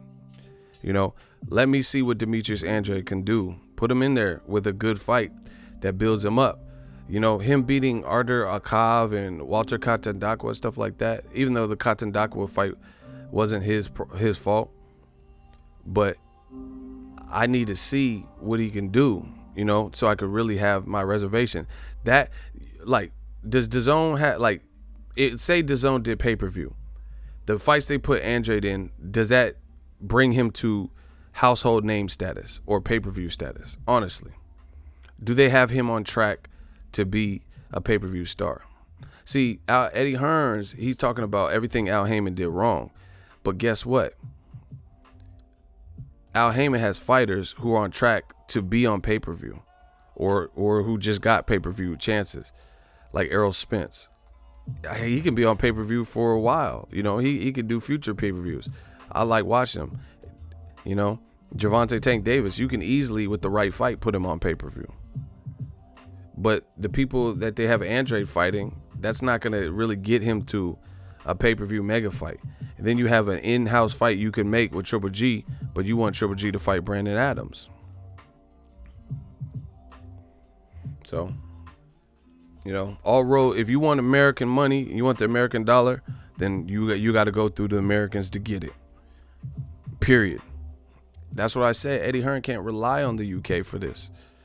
He got to rely on proving his worth and his joint venture with DAZN, proving that to Americans. All these, you know, hour and a half long interviews, that's fine.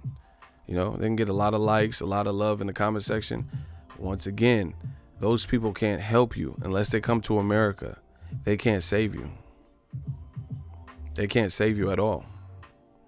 So, when in Rome, do as Romans do. You want that American dollar? You got to show, you know, you got to show the Americans some love too on DAZN. Give Andrade a chance to prove how great he is, you know, or if he's not ready. And then you fuck around, keep someone on ice and not fighting the right competition. What if Andrade lost to Maj Selesky? Then his career, he has a loss and he never even got his opportunity.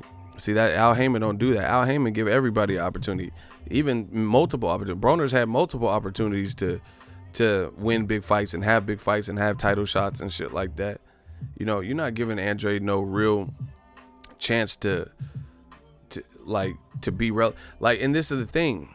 If you really want to be honest, between HBO boxing and his new home DAZN, Andrade should be bigger than the Charlos right now. But because he came out at a time before the Charlos were really making noise. You get what I'm saying? But now, fast forward to the future, the guy that they all go, that black man, Al Heyman, that they all go against, he is aligned to Charlos to the point where they're in bigger events. They're probably getting bigger purses. You know, they're on their way to potentially doing pay-per-views. But Andre came out before them. Like he was of note before them. But the Charlos are in a position where they could, you know, like I would happily pay for Charlo versus Hurd. If Hurd gets past J-Rock, that shows me something. If Charlo gets his strap back from Tony Harrison, and they make later this year or whatever, they make Charlo Jermell versus Hurd, I'll happily pay for that. You know, preferably you put some, you know, FA Jogbuzz and some cool people on the card. Happily pay for that. But Demetrius Andrade, you putting him on Artur Akov fights. Artur Akov lost to Billy Joe Saunders. And you put it the day before Broner versus Pacquiao. I couldn't even watch it. I was at Broner Pacquiao in Vegas and it was turned. Pacquiao had a lot of people. Broner had a lot of people. You get what I'm saying?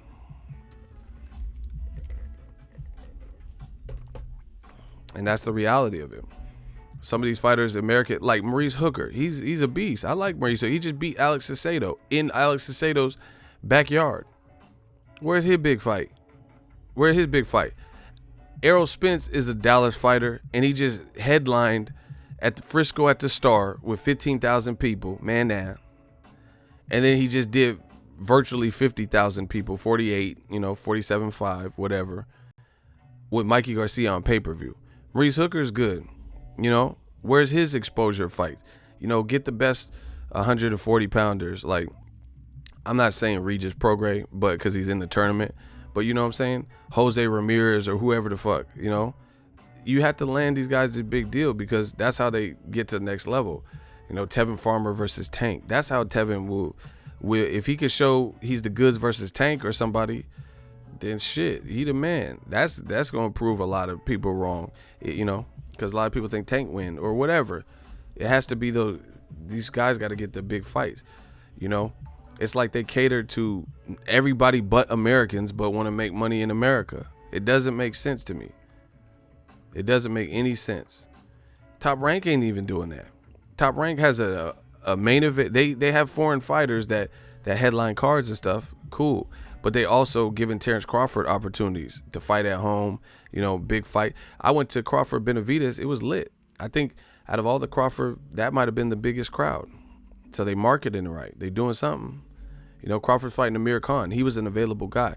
You can't say anything. This is why I'm saying support Crawford. Here's why. He's after the best. He's showing you the skill set. He's representing us. He's doing it for the culture. When's the last time you've seen When's the last time you've seen Terrence Crawford weigh in naked? That's what I'm saying. I support boxing. I support good shit. You don't see Crawford weighing in naked because he always makes weight. You can say, oh, he's weighed more than Gamboa. He's always making weight. Anybody who's doing right by me, like not by me, but by boxing, is getting supported by me, period. And a lot of the guys are American. That's it. A lot of guys are American, that happen to be doing, like, pushing for the best. Wilder pushing for the best. Spence is calling out names. Crawford, Caleb Plant stepped up and did his thing. I'm going to support all of that. If you're doing right by boxing, I'm supporting it. Shakur Stevenson went to the Olympics, represented us in America. Now he's stepping up in very few fights. Stylistically, Shakur Stevenson is taking more of a gamble than Triple G versus Camille Swazwa or whatever. That would be more of a step up per capita or whatever than Triple G versus Camille. F.A. Ajagba fighting Amir Mansour, based on where he's at in his career, is more of a gamble than Tyson Fury versus Tom Sawyer or whatever.